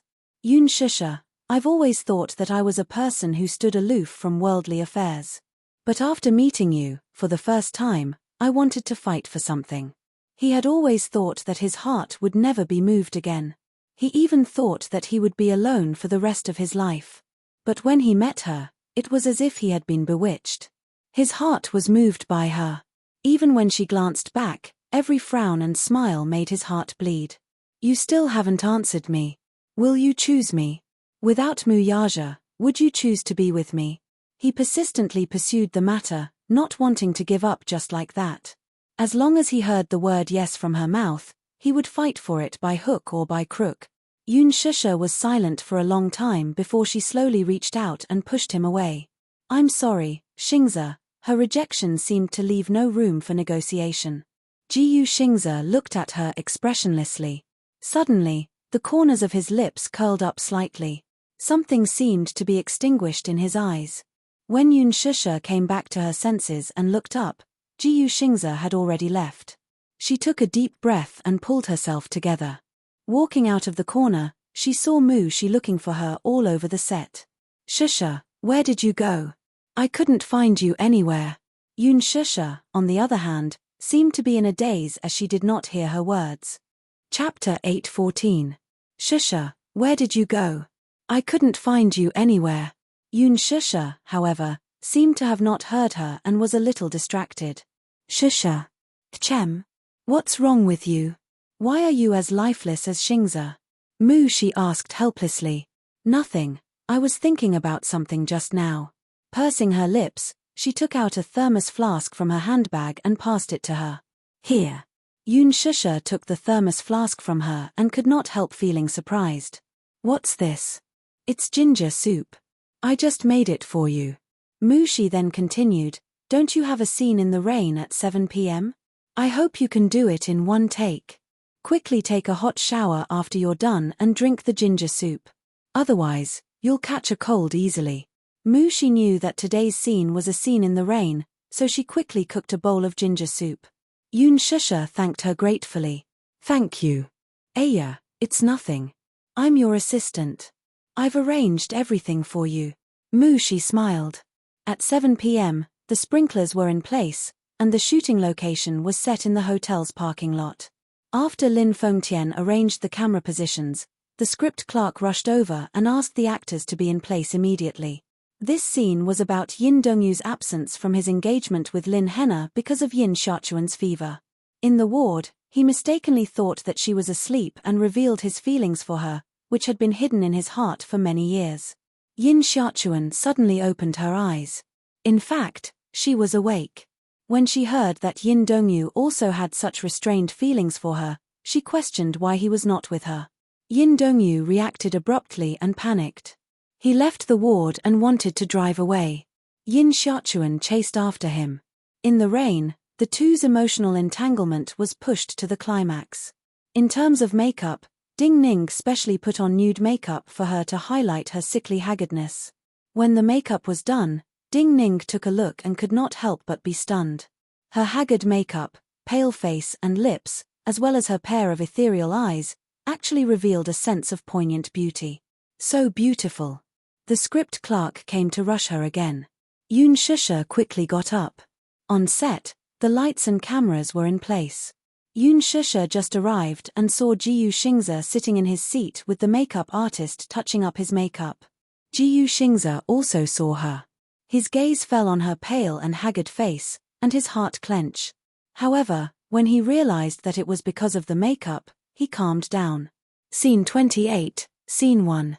Yoon Shusha glanced at Ji Yuxingze in a daze for a moment before she rushed forward with her umbrella. She had only taken a few steps when Lin Fengtian cut her off.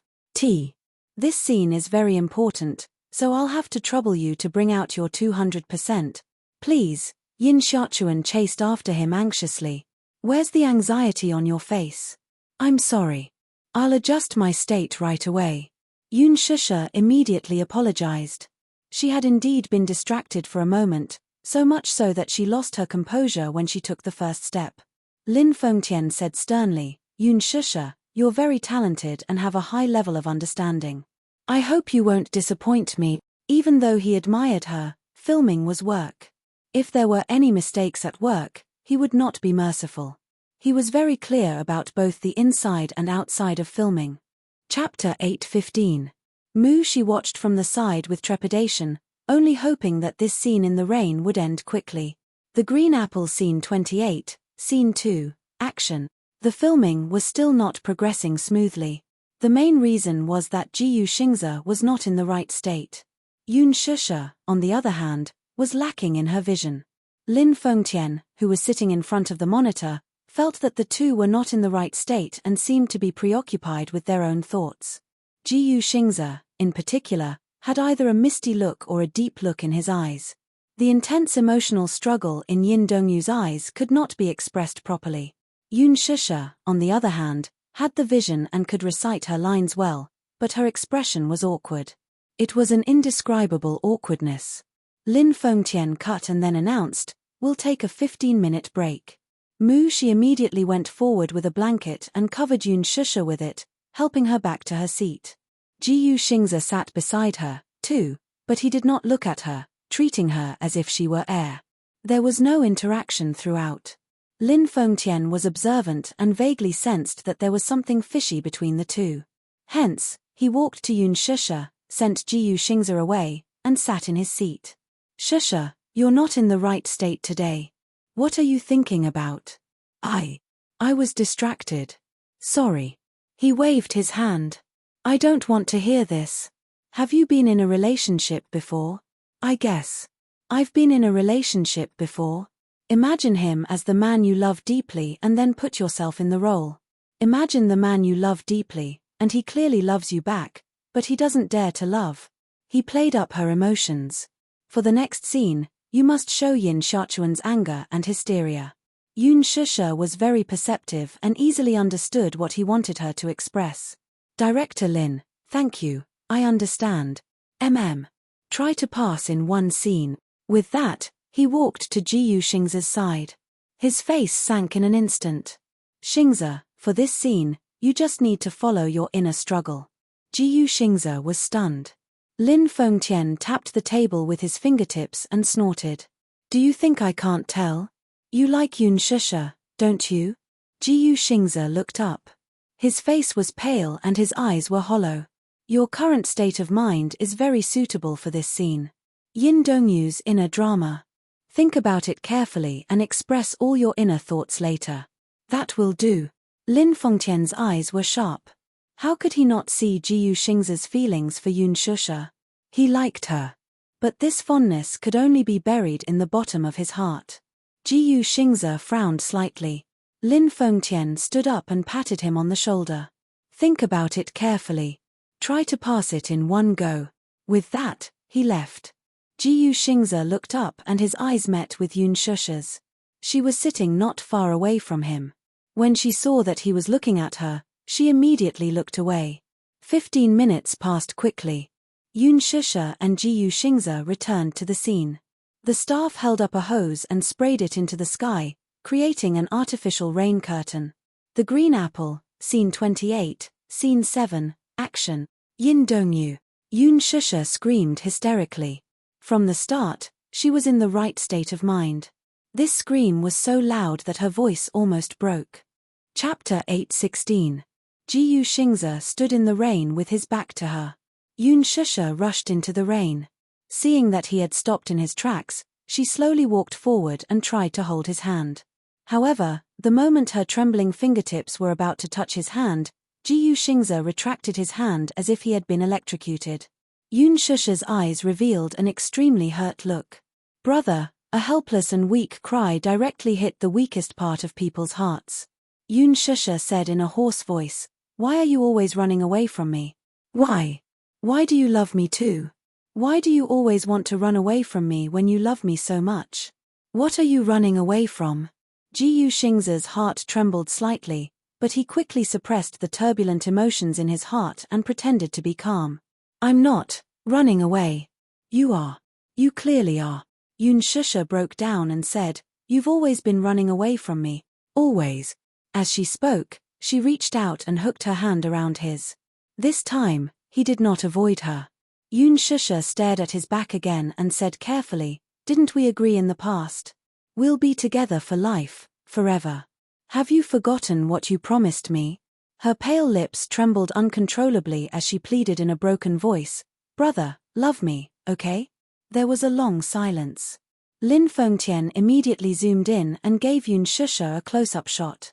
The fragile look in her eyes was full of tension. Lin Fengtian secretly cheered in his heart.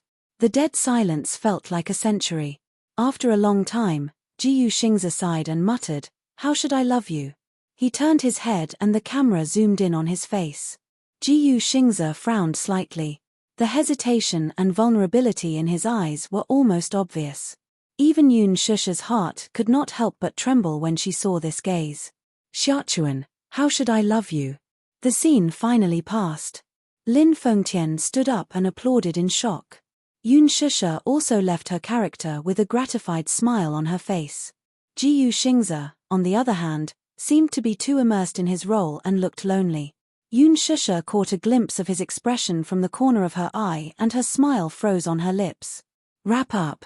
Get ready, that's all for today." Ji Yuxingza abruptly turned around and walked toward the building. Yoon Shusha was still in a daze. Mu Shi quickly brought a blanket over and urged, "Shusha, hurry up and take a shower." Yoon Shusha's mind and she nodded. "Do you need me to accompany you?" "No, I'll go myself." "Yes. Remember to drink the ginger soup after you shower." The production crew had booked a floor next to the hospital. The rooms inside were specially reserved for the production crew. At this moment, the sky was already dark. The receptionist at the front desk was dozing off.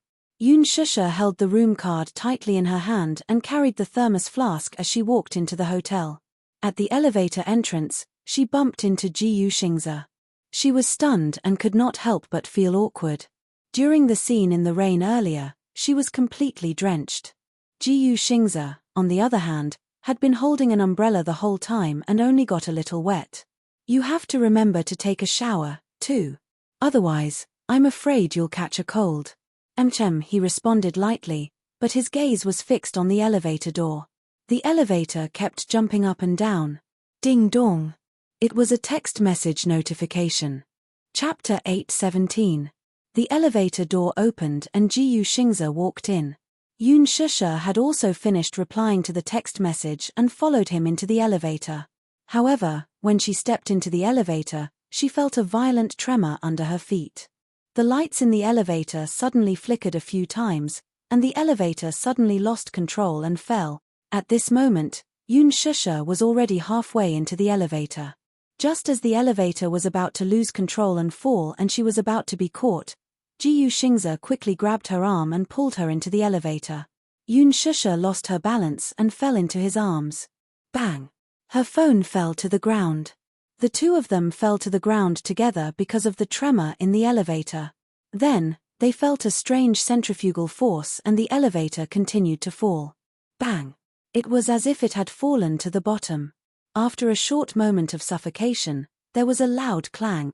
The entire floor of the elevator seemed to have collided violently, and it was so loud that their ears were buzzing. Ji Yuxingza subconsciously hugged Yoon Shusha tightly in his arms. At that moment, he felt as if his bones were about to break from the impact of his back hitting the ground. Then, the entire elevator shook and the lights flickered. Everything returned to silence. At this moment, the elevator door slowly closed. Yoon Shusha could not react in time. She did not realize what had happened at all. When everything quieted down, she looked around and saw that the elevator's floor display was black. In the elevator shaft, there was the sound of a rope being sawed. In the quiet and narrow space, these cold sounds only made one feel uneasy and anxious. The elevator malfunctioned. That was her first reaction. She turned to look at Ji Yuxingza but saw that his face was pale and he seemed to have a lingering fear. Clearly, he was still in shock from the accident that had happened earlier. Just imagine, if he had not acted fast enough, he might have only been able to watch Yoon Shusha get caught in the elevator. As for the consequences, He did not even dare to think about it. Yoon Shusha also carefully recalled that when she stepped into the elevator just now, she felt that the elevator suddenly fell. Ji Yuxingze grabbed her and dragged her into the elevator. Thinking about it carefully, Yoon Shusha felt a chill run up her spine. If Ji Yuxingze had not reacted quickly enough, or if he had chosen to push her out instead of pulling her in, she would have been in deep trouble. Because of the situation just now, it was too late for him to push her out. She was almost caught in the elevator. The fear in her heart seemed to want to swallow her whole.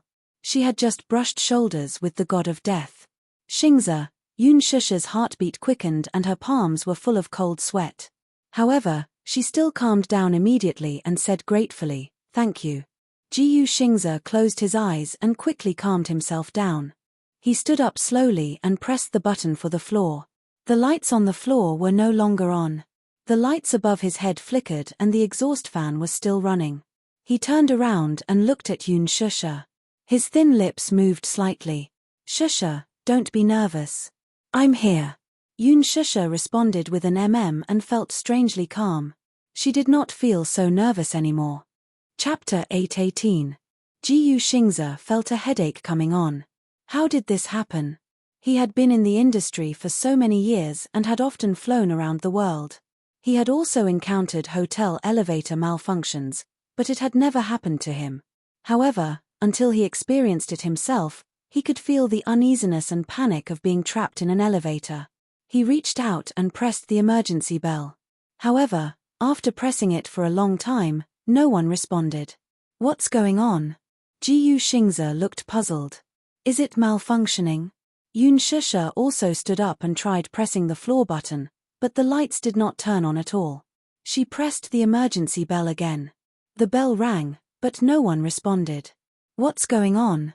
Why is the emergency bell not working? Malfunctioning? It doesn't seem like it.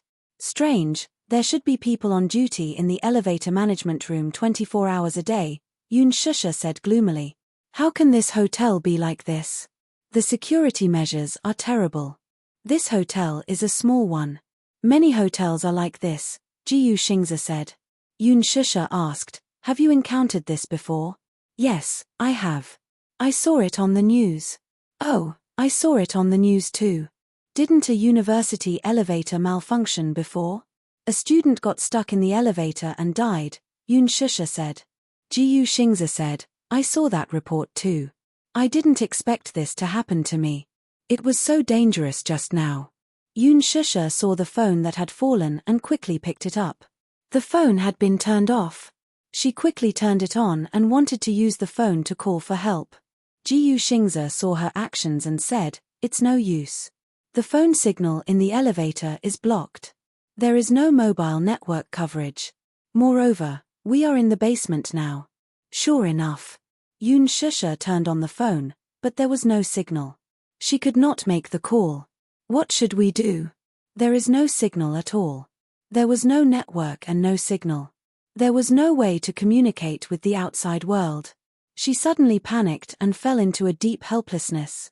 No one responded to the call for help, and there was no signal on their cell phones. They were like people who had gotten lost in the wilderness, isolated and helpless. Ji Yuxingze's brows furrowed slightly as he tirelessly pressed the button for help over and over again. However, perhaps due to the elevator's lack of maintenance or some other reason, no one responded for a long time. Could it be that someone in the security room was dozing off? In the end, he secretly left his post and went to play. Half an hour later, there was still no response. Frustrated, he punched the elevator door and finally gave up. Yoon Shusha sighed. Are we on the third floor of the basement? Yes. She asked again, will the elevator resume braking? I won't. Ji Yuxingze turned around and said, there's an emergency device in the elevator. It's malfunctioning and has stopped the brakes. So now, we can only wait for the maintenance staff to arrive. He pondered for a moment and slowly said, yes, that's the only way. Yoon Shusha suddenly lost all her strength and felt a little desperate. Then when will they find out that someone is trapped in the elevator? Ji Yuxingze looked at her and suddenly walked to her side. He picked up a blanket that had fallen on the ground and covered her body. Don't be afraid. By tomorrow morning, someone will find out. This is already the worst-case scenario. The look of relief on his face gave her great confidence. Chapter 8:19. The moment she lowered her head, the water droplets on her hair dripped onto the floor of the elevator. Ji Xingze frowned and urged, "Dry your hair first. You've been drenched in the rain, don't catch a cold." Seeing that she was drenched, he recalled that she had been in the rain for a long time. Because he was not in the right state, she had been drenched for a full 3 hours. He pursed his lips and could not help but blame himself and worry. "Are you cold?" "A little." Yun Shusha curled her lips in embarrassment. Seeing the unconcealable worry in his eyes, she suddenly burst into laughter. Ji Xingze did not know whether to laugh or cry when he saw her laugh. "What are you laughing at? You're finally not so cold," Yun Shusha said truthfully. If not for the elevator malfunction, she did not know how long Ji Xingze would continue to be cold to her. Ji Xingze was stunned for a moment before he laughed helplessly. He picked up a corner of the blanket and wiped her wet hair. Suddenly, he parted his thin lips. "I'm sorry." Yun Shusha remained silent. She lowered her head and unlocked her phone. She turned on the music and played a single from Ji Xingze's album that had just been released. The sound of the music dispelled the uneasy atmosphere in the elevator caused by the dead silence. Ji Xingze also sat down and leaned close to her. It seemed that this way, he could transmit his warmth to her. After the production team packed up the props, many staff members left. More than 2 hours had passed, but Yun Shusha was still nowhere to be seen. She raised her hand to look at the time. It was already midnight. Why was she not here yet? She dialed Yun Shusha's number, but the robotic female voice said that the call could not be reached at the moment. She rushed to the hotel, only to see the person at the front desk dozing off. Hence, she walked to the elevator and pressed the up button, but the other elevator did not respond. It was a black screen. "The elevator is broken," she muttered gloomily. What kind of lousy hotel is this? This hotel wasn't a 5-star hotel. Although it wasn't considered high class, it was close to the filming location. Other than a 4-star hotel nearby, the other hotels were even more dilapidated. Only this one was slightly more proper. Lin Fengtian considered the issue of funds and booked the 2nd and 10th floors of the hotel. Among them, the rooms on the 2nd floor were arranged for the staff, and the 2 rooms on the 10th floor were arranged for the main actors. Of course, the main lead would not stay in a hotel. It was just for convenience when filming ran late.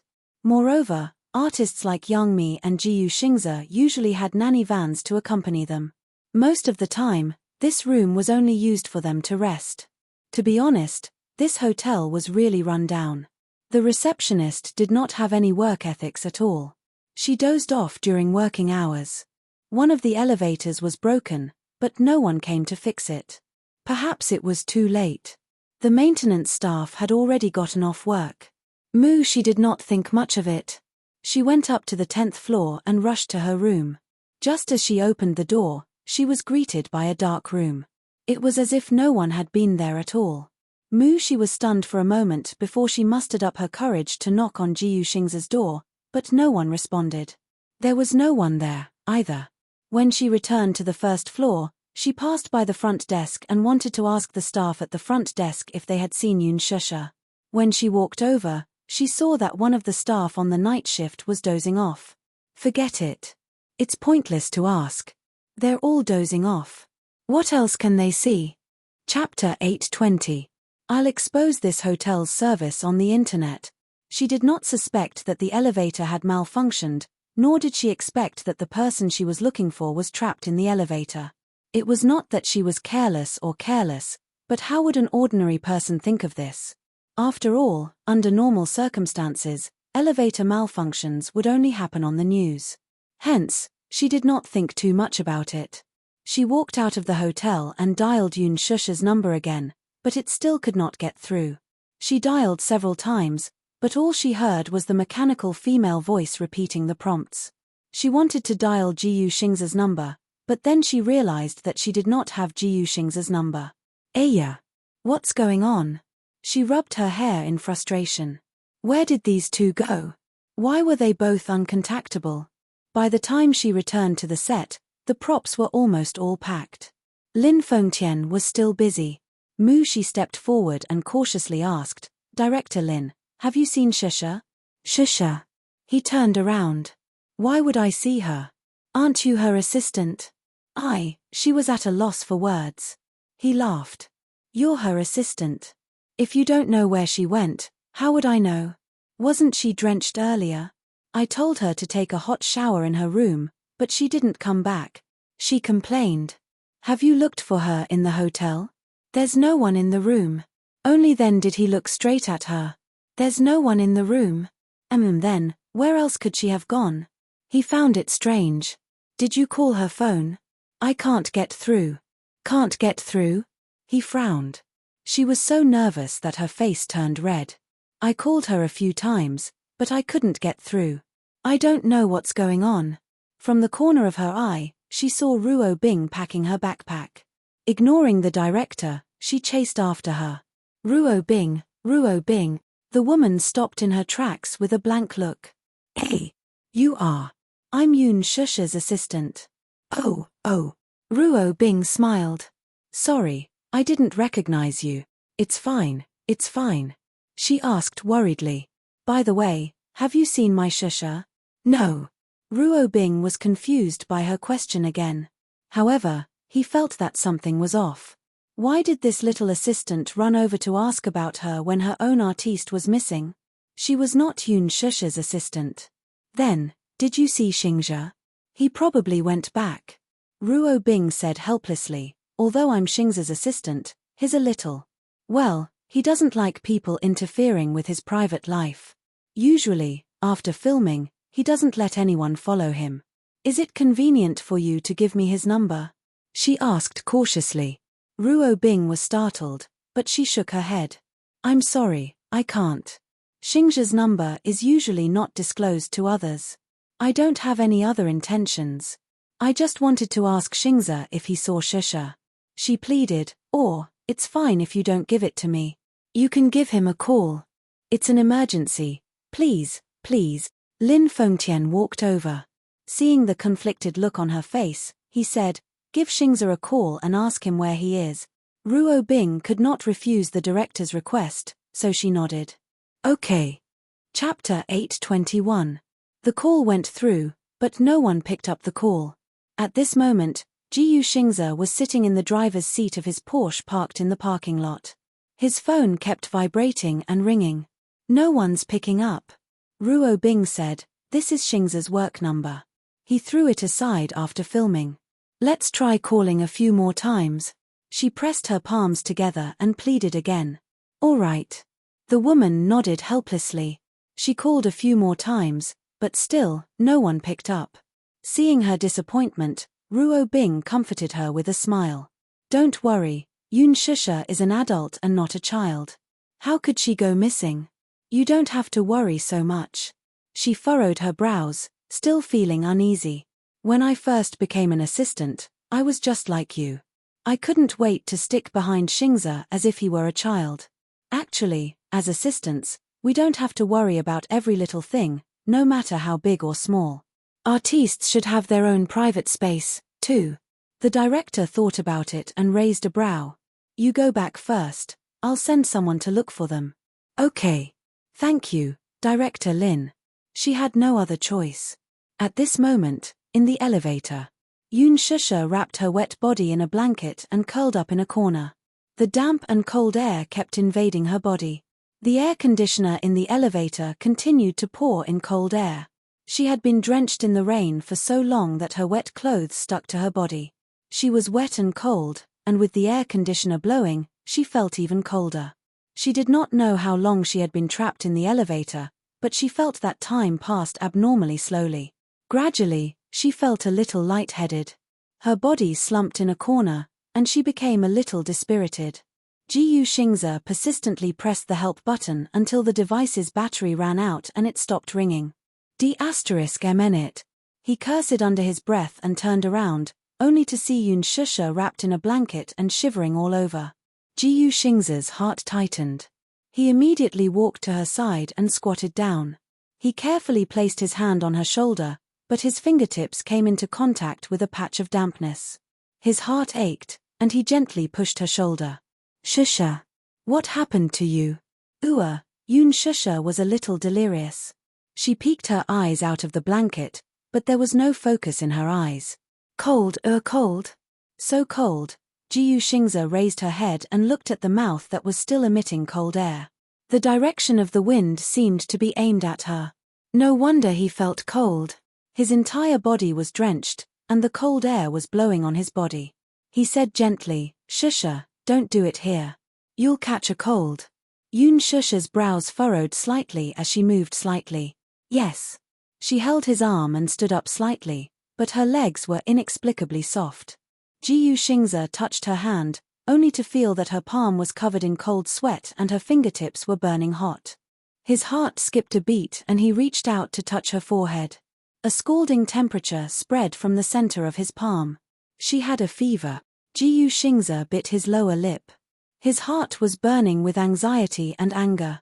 On one hand, he was angry at the hotel's terrible emergency equipment, but on the other hand, he felt very sorry for her. Jiyu Shingze brought her to another corner and took off his jacket to cover her back. He was afraid that she would catch a cold in the cold elevator walls. Yoon Shusha did not even have the strength to thank him. Chapter 822. She didn't notice the air conditioning in the elevator just now. She only felt that it was getting colder in the corner. She curled up into a ball unconsciously, but she still couldn't resist the cold. Jiyu Shingze sat beside her. Seeing her dispirited expression, her breathing a little rapid, and her palm-sized face burning red, his heart ached. Unwilling to give up, he pressed the emergency bell again, but there was no more sound.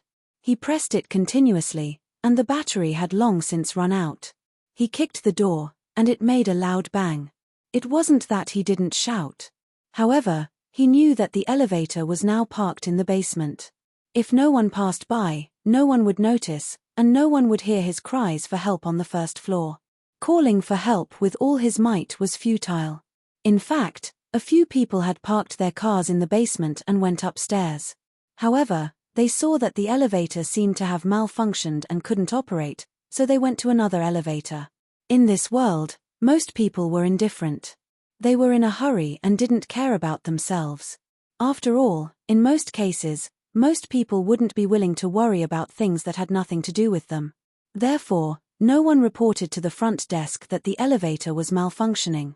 Some people thought that the elevator was being repaired, so they didn't ask about it at all. Time ticked by. Jiyu Shingze picked up Yoon Shusha's phone and glanced at it. It was already 3 in the morning. The phone had been playing music, and the battery was about to run out. He turned off the music to ensure that the phone's battery was maintained. This desperate situation could be considered as keeping a glimmer of hope for them. If there was a miracle and there was suddenly a signal, they could use the phone to call for help. Yoon Shusha covered herself with the blanket and shivered. Jiyu Shingze gently placed his hand on her forehead. Her forehead was frighteningly hot. His heart became a little anxious. Staying in such a confined and narrow space for a long time already made her feel a little suffocated. If she fell asleep with a fever, it would be easy for her to have breathing difficulties. If the high fever didn't subside, it was even possible for her to suffocate. Therefore, he said gently, Shusha, don't fall asleep, okay? Wake up. Yoon Shusha's voice was muffled. It was hoarse and weak. My head hurts. It's so cold. Jiyu Shingze's brows furrowed slightly. Instinctively, he wanted to reach out and pull her into his embrace. However, just as he reached out his hand, he lowered his head to look at her slightly furrowed brows. Suddenly, he froze in mid-air and didn't move for a long time. He looked at her trembling shoulders and struggled in his heart for a long time. In the end, he placed his hand on her shoulder and slowly pulled her into his embrace. Yoon Shusha was startled for a moment. Suddenly, she felt a strong heartbeat in her ears. It was scorching hot. Thump, thump, thump, thump, thump, every sound was filled with great power. He gathered the blanket around her and wrapped it tighter around her. Don't fall asleep. Someone will come to save us soon. Jiyu Shingze comforted her gently. Sensing that the body of the person in his arms had stiffened, he immediately explained, I was just afraid that you would be cold. Thank you, Yoon Shusha said softly. Her voice was as soft as a mosquito, almost inaudible. Let's practice our lines. Ji Xingze suddenly said. He was really afraid that she would fall asleep and have an uncontrollable fever. In fact, he didn't know when the rescue team would arrive with the efficiency of this hotel. However, at this moment, he could only comfort her like this.